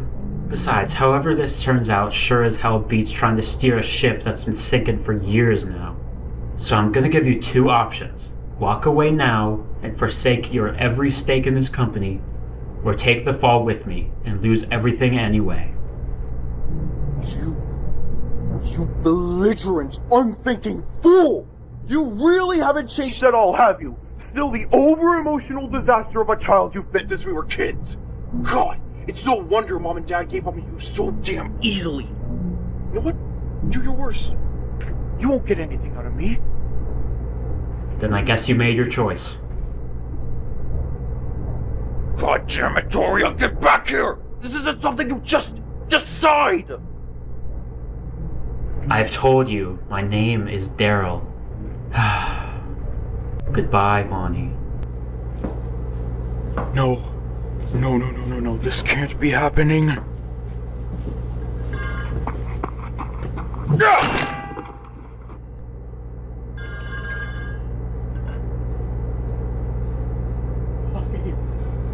Why are you making me do this? Tisk, tisk, tisk. Well. Looky what we have here. Exactly as I suspected. Lonnie killed his brother. Sure, Daryl was gonna bring the entire company to its knees, but to be fair, it was entirely Lonnie's fault. I also want to use this cutscene to bring up a problem I have with some FNAF fan games. Voice acting can really make or break an impactful scene in a game. You really need to be able to get an actor or actress who can really bring that energy that the role needs to tell its story. Lonnie's voice acting is bad, and it really shows in this Night 4 cutscene.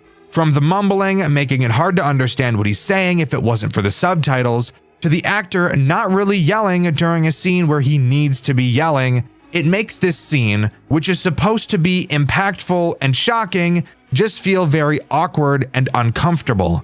Not every game needs voice acting either.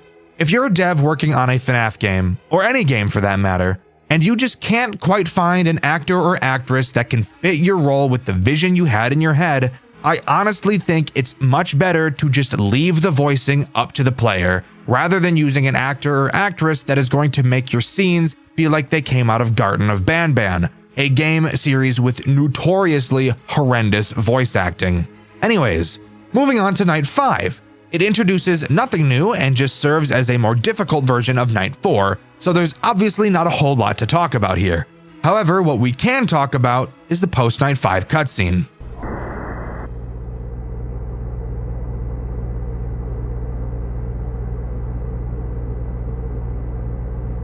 Hello?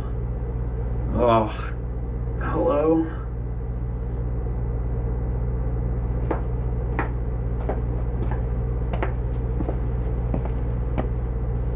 Lonnie, what is this? Get me the hell out of here. No. They can't know. God. Why are you making me do this? Wait, what? Lonnie, what the hell are you thinking of doing? Please. Don't make this harder than it has to be. Lonnie, please, no. Listen, don't do this. I'm your brother! You made me do this! They can't know. No one can know. Please, Lonnie, I don't want to die. I don't want to die. I don't want to die.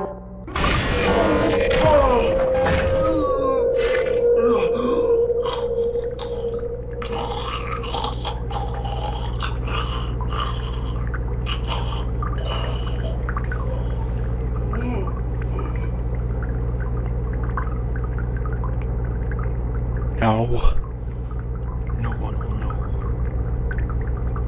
I'm sorry, Daryl. So, Daryl was killed via the Flex clown suit, this game's spring locks. It's not often you see someone other than the villain in a FNAF game fall to one of these traps. I was definitely shocked when I first saw this, and you can see my reaction to it over on my second channel, Dxtr Black. Truly one of the most brutal death scenes I've ever seen come out of a FNAF game. Except this time around, it didn't happen to someone we wanted it to happen to. Night 6 introduces this game's final 2 threats, and one of them is obviously the clown, Klaus, acting as this game's boss fight night. Klaus acts as every character we've seen so far, and that includes the anomaly. Klaus can attack both of your doors, can try to break your breaker boxes with his big fat patty whacker double-decker robo dick, and is the anomaly you have to find. Namely, if his eyes are glowing, that's how you know to play the alarm. Do this 10 times and the night is over. But what about Morris? It's stated in the phone call that Klaus destroyed all of the animatronics. What about a Morris mechanic? Well, Morris is replaced by this night's second new threat, Shadow Cody, who is a much faster version of Morris. If you thought you had to check on Morris a lot, you have to check on Shadow Cody a fuck ton more.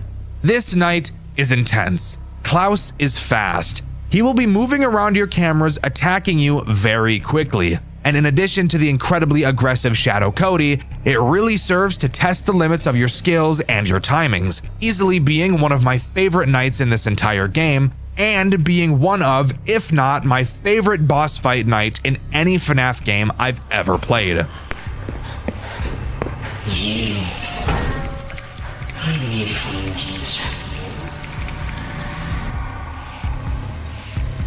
We're going to do wonderful things. Before Beth can leave the building, she's caught by Klaus, and is never seen by another human being ever again. A local who goes by the name Bethany Hasters has been reported missing as of Sunday 5 a.m. Last seen at Cody & Co.'s Game and Grub, authorities have been searching the vicinity and its surrounding forest areas to deduct what could have occurred. There is no current suspicion of foul play, but a manhunt will be conducted within the week. Authorities state to have found her place of work in disarray, sparking suspicions of the suspect being inebriated or the like. In addition to this, the robot entertainers of the restaurant were found completely disassembled and damaged beyond repair. The company has yet to release a statement, but the resigning CEO has spoken with authorities and announces that the robots will be sent for repair at one of the company's sister facilities. This story is depraved, and trust me, there's a lot that goes into it. Long before the game takes place, Cody & Co.'s Game and Grub was meant to be a second chance, a reopening of a restaurant that had already failed once before, revived under the guidance of Warren Technology. On the surface, it was nothing special. A modest arcade-style diner built around animatronic mascots, struggling to stay relevant in a world that had already moved on. But beneath that fragile revival was something unstable, something unfinished, quietly embedded into the building's systems. That presence became known as the anomaly. Employees noticed it first, small things at the beginning, strange glitches in the animatronics' behaviors, systems responding without being touched, errors appearing where none should exist. Management acknowledged it, but only as a technical problem, something to be observed, something to be measured, not something to be feared. By the time Bethany Hasters was hired as the night guard, the anomaly was already spreading.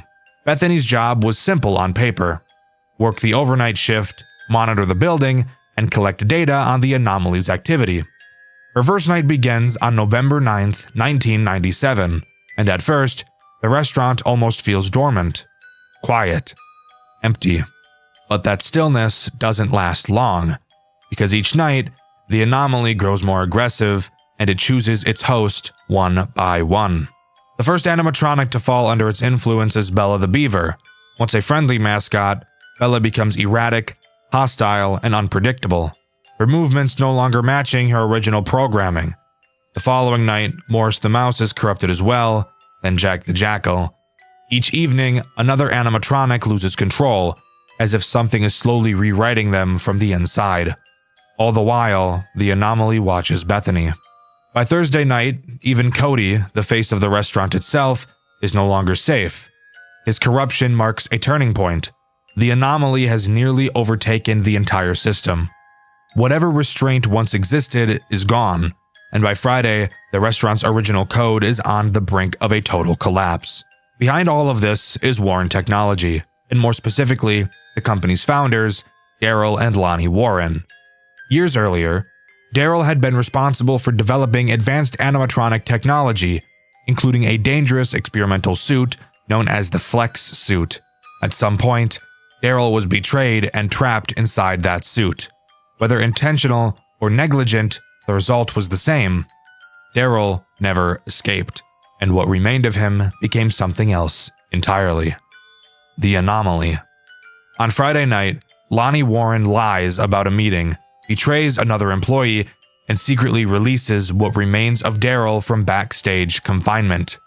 By Saturday, the animatronics have been dismantled, but the threat hasn't ended. The anomaly has a body now, a form known as Klaus, and it is no longer bound to systems or code. It hunts Bethany directly. Saturday night becomes less about surviving malfunctioning machines and more about avoiding a conscious entity moving freely through the building. And if that wasn't enough, another presence emerges, Shadow Cody, a dark manifestation tied to the restaurant's collapse, appearing as an additional threat. In the end, Bethany doesn't escape. She's caught by Klaus and taken away, her fate left deliberately unclear. In the final cutscene, Daryl, still trapped within Klaus, offers her a gift, hinting that her story isn't over, and that whatever comes next will involve choice, consequence, and continuation. And that's where After Hours at Cody's leaves us. A restaurant reopened too late, a company that tried to bury its mistakes, and a presence that was never just a glitch, but the remains of someone who was never allowed to leave. But that's not where After Hours at Cody's comes to a close. Not quite yet. We still have something very interesting to talk about. If you go to the custom night menu after completing the final night, you will see a small chest icon in the bottom corner. Clicking on it will bring you to a FNAF 4 styled lock box with 2 padlocks. And rest assured, we can get the keys. The first key is locked behind 520 mode. If there's anything you guys know about me, it's that I'm absolutely terrible at Five Nights at Freddy's games. But you want to hear something crazy? I was actually able to beat this max mode, and I even did it on my first try. I would usually never even give a max mode a try, and at the time of playing it, I didn't know that beating it would give me a key. Does that let me unlock one of the boxes? Oh my god, it did! So the fact that I played it and beat it goes to show just how much I enjoyed this game, and I really think you guys will too. But what about the second key? Well, you get it by completing this game's second max mode, 220 mode with Klaus and Shadow Cody, which yes, I also beat, and yes, I also beat on my first try. I don't think this game is necessarily very difficult by any means, but I am still very proud of myself for actually doing it. And watching me play it over on my second channel, Dxtr Black, makes me look like I'm a lot better at these types of games than I really am. After completing both max modes, we can take the keys and unlock the box to find a very menacing looking character whose eyes turn on, a teaser for what will undoubtedly be a second game, and I believe that this character we see here is Bethany. But only time will tell. One last thing I want to talk about is something you can find in the extras menu. If you scroll through the characters until you find Klaus and hover over his face, you will see what I believe to be the rotting, decompiling corpse of Daryl. Truly one of the most disturbing images I've ever seen in a FNAF game. And with that, that's all After Hours at Cody's has to offer. Overall, I think this game is easily one of the most unique, interesting, and fun FNAF games I've ever played. Right up there with how much fun I had playing Juniors. After Hours at Cody's really is a super fun experience with a gruesome, easy to follow story, and I highly recommend you give it a try. But let me know what you think. Do you agree with me, or do you think I'm just glazing this game because I was able to beat it? Let me know in the comments below. In my Remnants of Tubbyland video, I asked you guys what your favorite horror game from 2025 was, and my favorite answer was this one by Skeletons. They said, "No, I'm Not Human," and I totally agree. I absolutely loved that game, and you can see my full playthrough of it over on my third channel, Dxtr Gray, which a lot of people don't even know exists. The question of this video is, what upcoming FNAF game are you looking forward to this year in 2026? With the question of the video being asked, subscribe to the channel, I'd appreciate it a lot. Thank you to all of my superfan channel members, you guys guzzle chug jugs of Riz sauce. I've been Dxtr, and I'll see you guys in the next video. See ya!